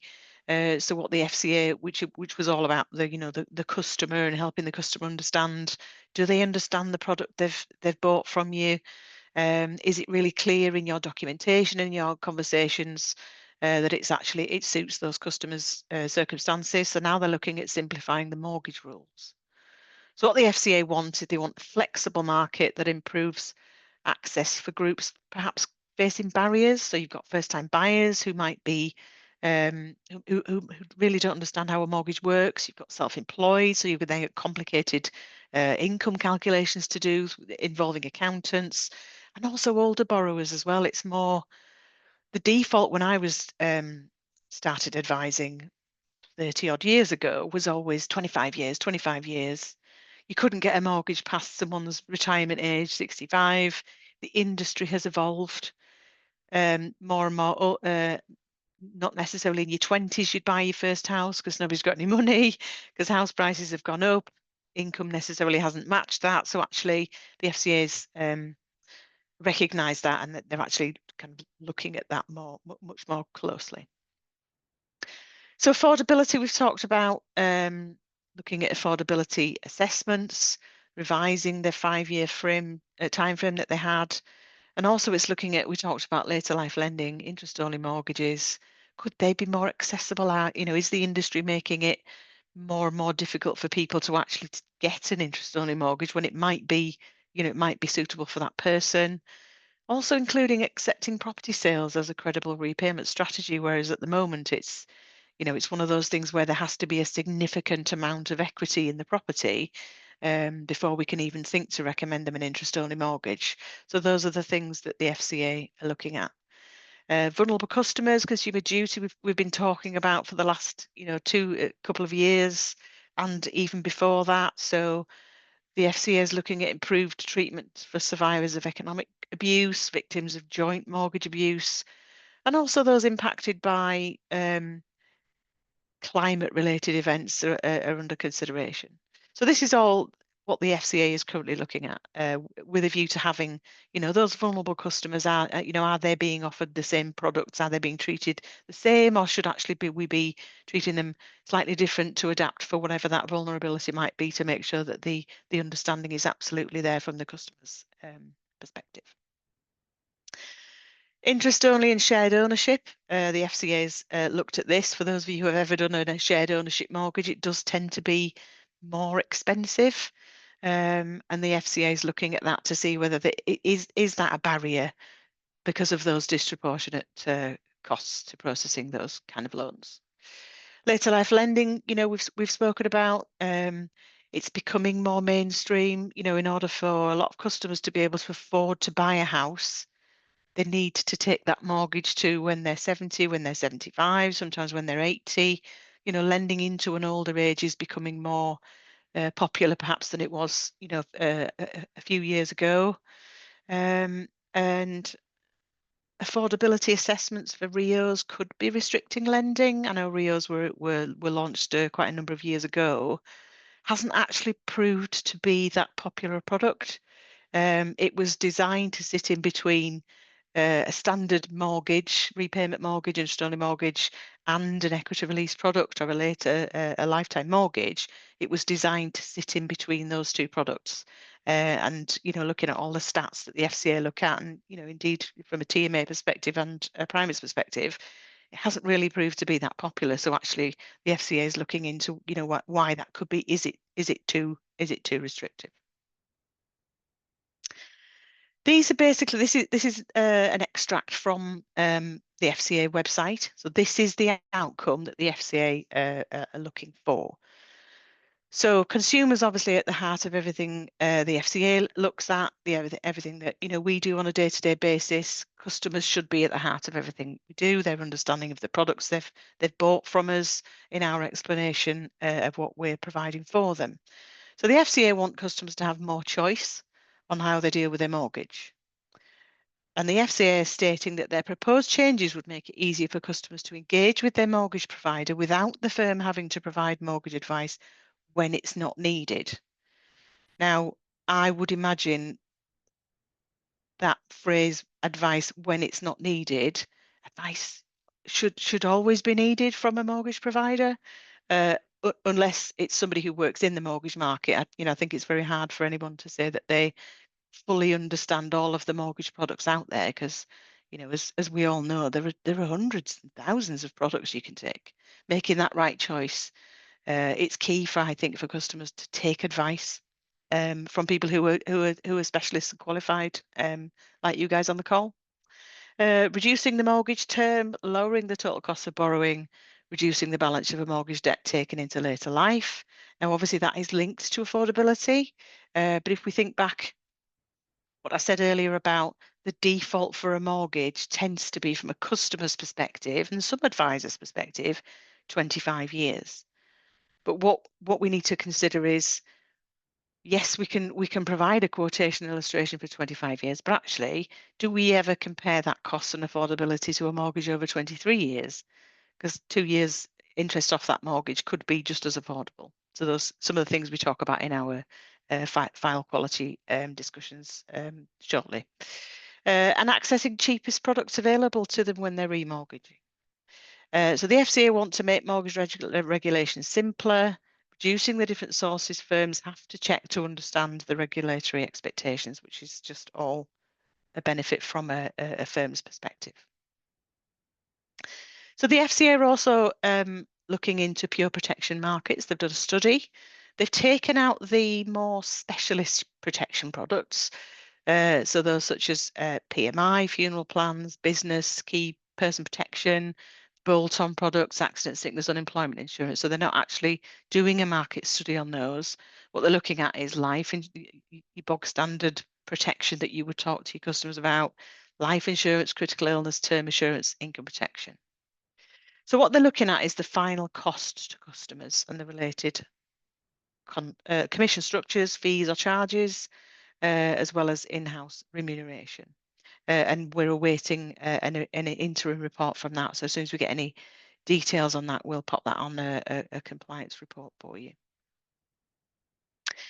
So the FCA are looking at distribution arrangements and commission. So they're currently analysing the effects such as panels, whole of market or tied for customer outcomes, and assessing the size and structures of commissions, because you have various options that you can that certainly an intermediary firm and a directly authorised firm is you can choose to be whole of market or you can be tied to one particular provider. So the FCA are looking at things like fair value, competition, the protection gap, and currently an overall review. I think the last time the FCA looked at protection, it introduced the IDD CPD. I think everybody was hoping that they would introduce some kind of qualification for protection, but I think it's a long time coming, and I do think it will ultimately benefit advisors out there to get more clarification on all of those things. So the shopping list so far is over 50 plans. My feeling is that the FCA aren't that keen in over 50 plans, but we shall await the outcome of that market study. How we've talked about how they set remuneration, loaded premiums, fees that are charged for trusts, powers of attorney. I mean, really, it's all together with the mortgage market study. It's all about our customers getting fair value for what they're actually purchasing. So we shall await the final outcome of that. So why does it matter now more than ever to protect the mortgage? So customers take out a mortgage. It's one of the biggest financial commitments of their life, unless they buy a Ferrari or something. But we all need to consider what happens if something unexpected does occur. We all think we're invincible. We all think none of these things are going to happen. But I would imagine probably most people on this call know somebody who's had a long-term illness, had an injury, sadly, one of their partners has passed away unexpectedly. What we need to be asking our customers is what would happen? How can they still afford their mortgage? How can they still afford to live? How can they still afford to pay for their regular outgoings? So obviously this is where protection sits.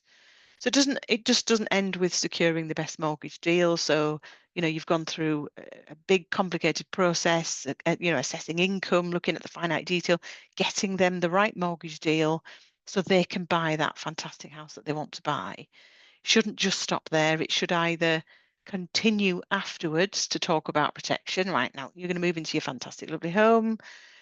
Let's now talk about keeping you in that home should the unexpected happen. So how can they maintain their mortgage payments? What happens if they have a big unexpected life event that happens? And I've actually put in there at Primis, we are encouraging our brokers to treat protection as essential advice, not an optional add-on. So that's what we're encouraging our brokers in Primis to do. And that's what I would encourage you from a directly authorised perspective as well to do when you talk to your customers. So life is unpredictable. Nobody knows what's going to happen next. So if you have a sudden illness, an accident, loss of job, or we've talked about unexpected bereavement, customers' financial security can be turned upside down in an instant without the right protection in place. And that, I don't need to say that the effects could be devastating. Mortgage repayment problems could lead to repossession if there's not enough money coming in to pay the mortgage. Financial hardship, if any of those things happen, any of those life events happen, things are devastating enough without having to think, how am I going to pay for my mortgage? How am I going to pay for my bills? Which ultimately could lead to the loss of the family home, which is not your intention of providing them with that mortgage in the first place. So please ensure that you are having those conversations. So discuss it alongside your mortgage. You're helping your customers safeguard their homes and their future. Under consumer duty, we've talked about consumer duty for the last couple of years. It's kind of always been around, but we've just called it something different. The firms must act to avoid foreseeable harm. So we have it there in black and white now. Avoiding foreseeable harm could be providing that valuable protection for their mortgage, if they critical illness cover, income protection, all of those things. So have conversations about protection. Don't just discuss how it would be paid in the event of death, illness, injury. Could be a missed opportunity. And I've popped that in there at worst, a compliance gap, because obviously I am talking from a compliance perspective. So some hints and tips then on your mortgage and protection cases. So vulnerable characteristics, make sure that you record and process any change in process or any support offered. So we talk a lot about, vulnerable characteristics. There's hundreds and hundreds of vulnerable characteristics somebody could have. Can't even say the word. Characteristics somebody could have doesn't necessarily make them vulnerable. but if it does, you need to offer a change in their process. So those characteristics could be anything. It could be they have a lot of debt. It could be that they are, it could be mental. It could be physical. If there's a better way that you can provide your service or go through your process that leads to a better understanding from a customer, that's what the vulnerable customers process is all about.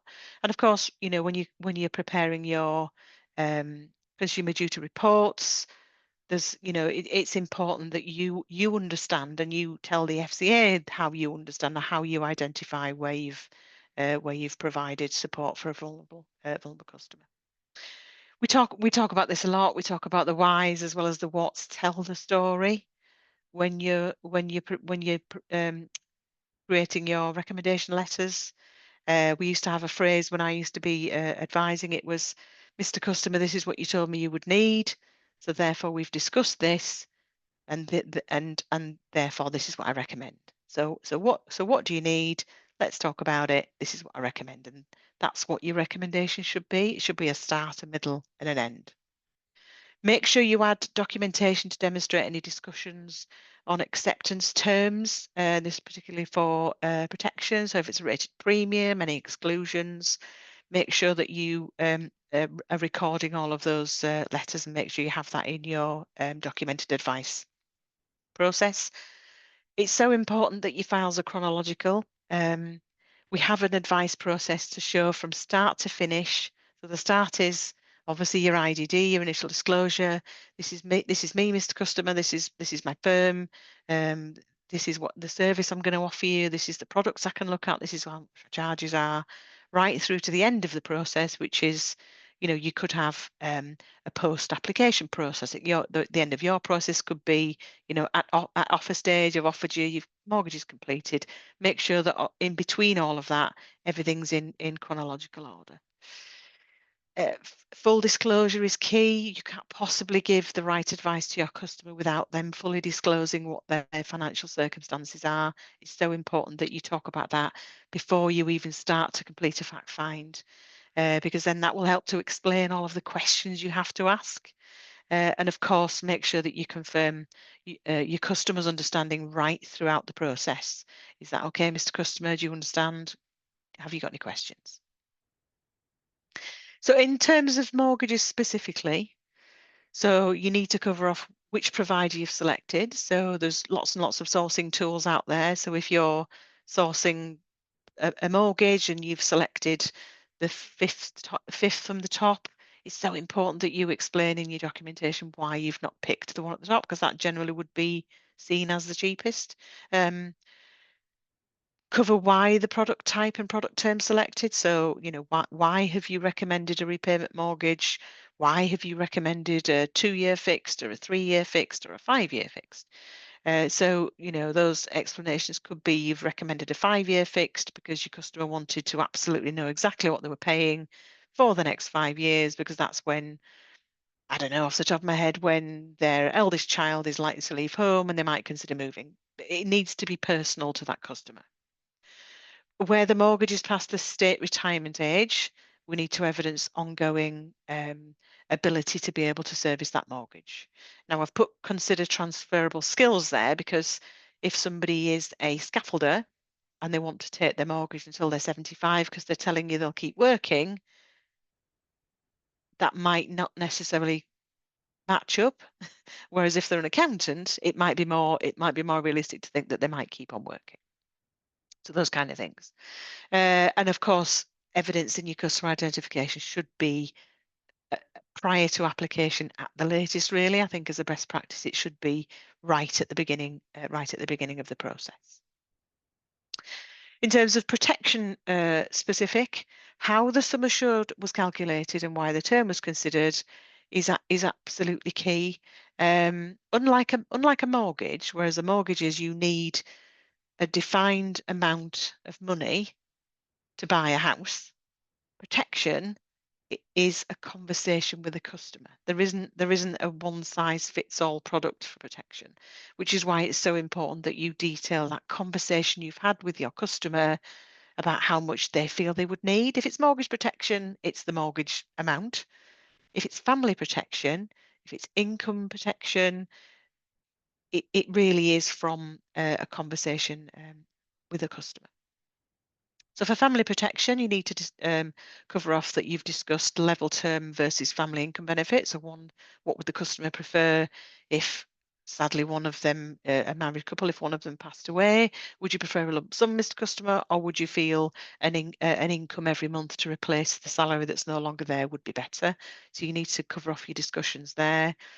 On switch cases, we call them switches. It's replacements really. So where you're replacing a client's existing cover with a new recommendation, you absolutely need to make sure that you explain why that existing cover is no longer useful. It's no longer applicable. It's not really. It could be that the term's wrong. It could be that they've remortgaged. There could be a whole myriad of reasons. You just need to make sure that you document that. Stuart talked about global treatment early on. That's an add-on to a protection product. So where you have add-ons on your protection recommendations, make sure you highlight them, list the individual cost for transparency from a customer's perspective. If you've set critical illness or income protection to the mortgage term, which is quite common, we need to cover the gap in cover to preferred retirement age. So the customer's mortgage might stop when they're 60, but their retirement age might be 67, 68. Obviously, from critical illness and income protection perspective, they still have an income until they retire.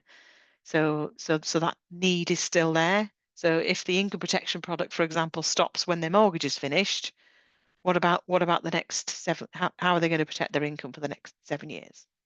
So what's more common is for the mortgage protection to finish at the end of the mortgage term, because that's the debt it's designed to pay off. But then income protection usually is set to retirement age, because that's when they then get another income that is guaranteed, whether that's a personal pension, if they're lucky enough to have one, or whether that's a state pension. Make sure you cover off waiver of premium options. So if you've recommended it or you haven't recommended it, what's really important to remember as well is the deferred period on the waiver of premium. Make sure that you cover that off if it's different from the deferred period on the income protection product, because sometimes they can differ. And trusts where it's not completed online. I know a lot of providers do allow you to treat that online with your customer. Make sure that you provide an audit trail where you haven't done that straight away, where the customer's perhaps gone away to think about who they want as trustees, who they want as beneficiaries. Make sure you have a paper trail of actually following that up, because there's nothing worse than a customer thinking their protection product is in trust and then finding out that when they need to actually claim on it, it's not, because they forgot to send you the trust document back. So just make sure that you've got a really good audit trail there. So to AI, so we talked about AI before, about the paperclip on the Word documents, which was probably, I don't know, 20 years ago, a version of AI. It's not just a buzzword. It's here. There's Google AI, there's ChatGPT. You can even shout at your television these days to say, I fancy watching some comedy. What do you think? And it brings up some comedy. That's all AI. It is already in the mortgage industry. There's automated admin, improving the customer journey. AI offers brokers the chance to boost efficiency, spend time where it matters most, such as giving your expert advice. Alongside the opportunities do come new challenges around compliance, accountability. Understanding both sides of AI is really, really key for you to stay competitive and compliant. So it's quietly appearing in more areas of the mortgage process than you might expect. So we've talked here about chatbots that answer basic queries. And that's not just in the mortgage industry. If you go on to any website, if you search for anything, there's a little thing that comes up in the corner saying, do you have a question? That's a robot. So that's an AI bot in the background. So you type in your question and it gives you an answer. Whereas, showing my age here, but years ago, you used to have to call up, wait in a queue to answer a question. That's AI, and that's very much coming to our mortgage and protection industry. Automatic underwriting is fantastic. Quicker quotes, reduced turnaround times. They've got smart CRM systems that track interactions, flagging remortgage opportunities for you before your clients even ask. So rather than have an old paper diary or a diary reminder in your Outlook, which used to be the case many years ago, CRM systems can actually, quite often contact the customer for you.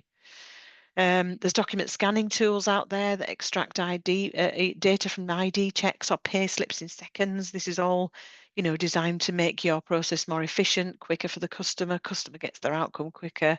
And AI affordability checks that can spot risks early. So when used properly, obviously we talked about these tools, they can cut down on manual errors, speed up processes, create smoother experience for clients. So these are some positives for using AI. So whilst that's fantastic, there are some things for you to be mindful of. So the responsibility remains with you as an advisor. So AI can assist you. It can't replace regulated advice. Regulated advice comes from a conversation with a customer, whether it's on a Teams, on a telephone call, whether you're sat in somebody's living room. It's a conversation with a customer. It's very, very much still and will remain a very personable thing. However, if AI is involved in your processes, if something goes wrong, we can't blame the machine. It's you that's accountable. So that's something just to be mindful of. AI, of course, always has, for now at least, I hope, a person in the background who set up the algorithms in that AI. So actually, a poorly trained algorithm can actually unintentionally disadvantage customers, risking your reputational and regulatory fallout. Some AI tools, in this industry, we talk a lot about you must have an audit trail from the beginning to the end to show how you've taken that customer through the journey, how you've given them all the available information that they need to be from them to be able to make ultimately that decision to actually buy a product from you. Some don't show how they reach those conclusions, so they're that clever. They go, yeah, you want that, that's that, and there's no audit trail in the middle, which could be problematic if it's challenged by the FCA. Now, obviously, the FCA are looking closely into AI-generated systems that are available as well. They do rely heavily on personal data, so ensuring that your general data protection, your GDPR compliance, and secure storage is absolutely non-negotiable. So if you are considering using AI tools, make sure that you take practical steps, review your providers carefully, do your own due diligence, understand how their systems work, make sure that there's transparent audit trails, make sure that you're trained how to use it effectively and safely, and it should support, not replace the personal and human advice that customers value. We all know that. So finally then, from me is some benefits of compliance support from TMA. So you can have your files checked, and that evidences the quality of advice and external checks on mortgages, protection. It's great MI for your annual board reports that you need to send to the FCA every July.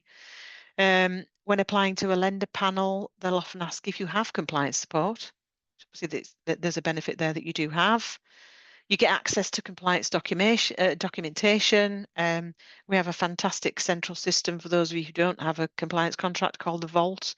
It's got practically everything that you would need, templates on there, suggested T&Z schemes, reports, templates for absolutely everything.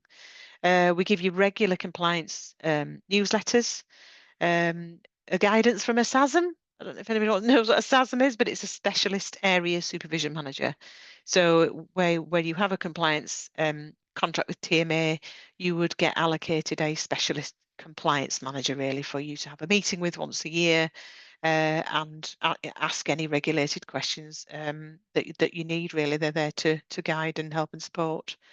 And then, of course, there's the Howdens PI discount. So if you need any further details from that, Ronnie would, I'm sure, be more than delighted to help you with that.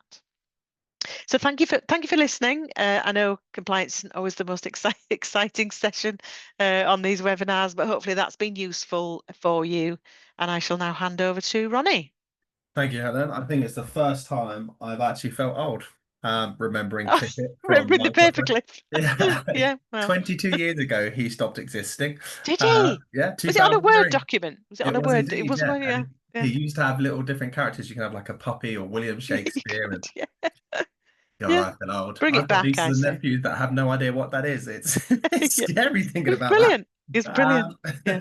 But guys, just following on from Hannah's chat, so I know I've plugged the conference already, but actually on the 27th of November, we have some fantastic breakout sessions at the TMA conference, and one of those is going to be centered around AI and how it can support brokers, and some other questions that you might find really useful, along with some other breakout sessions from employee benefits. I think we've got specialist panels and other things that you can join. So definitely get on the TMA website, tmaclub.com/events, and then you've got the website, and you can register there and then get booked onto some of those breakout sessions. Again, from what I said around the TMA compliance, obviously New Year's coming up very quickly, which is scary to say. I have no idea where this year's gone. It might be a really good time to review things like the compliance support you have, the costs that you have within the business, and just reach out to your key account manager at TMA and see how we can support you with those. Especially with Howden's PI discount. I can't rave about it enough. We've had firms that have saved so much money with Howden's PI cover alongside a complementing TMA compliance package. But that is all we have time for today. We are 5 minutes early, so you can probably grab another cup of tea in before you jump back to your desk. I just want to say a big thank you to all our speakers. I know they've all gone, and obviously Helen as well for giving us that wonderful compliance update. There are no questions, Helen. So what I'll do, if we do get any pop in or anyone reaches out, I'll probably just forward them on for you to Of distribute course. to Yeah, get yeah. No answered, if problem. that's Yeah, okay. no problem. And as I say, final reminders, 27th of November is a TMA conference, 70 plus vendor stands, breakout sessions, great, fantastic day, free to attend. Definitely get registered for that. And our last event of the year will be the 2nd of December, which is a RC Expert Day for Zephyr Home Loans. Again, on the same website, you can register for a session to speak to Zephyr Home Loans then. And the last thing for me to say is that your CPD certificates will come to you within 2 to 3 working days, or 3 to 5 working days. I forgot which one the slide said at the beginning. 2 to 3 working days. There we go. Thank you everyone for joining. Have a great rest of the week and a lovely weekend when it gets here. And I'll see all of you hopefully at the TMA conference. Thanks very much. Cheers, Helen. Thank you. Thanks, Ronnie. Bye.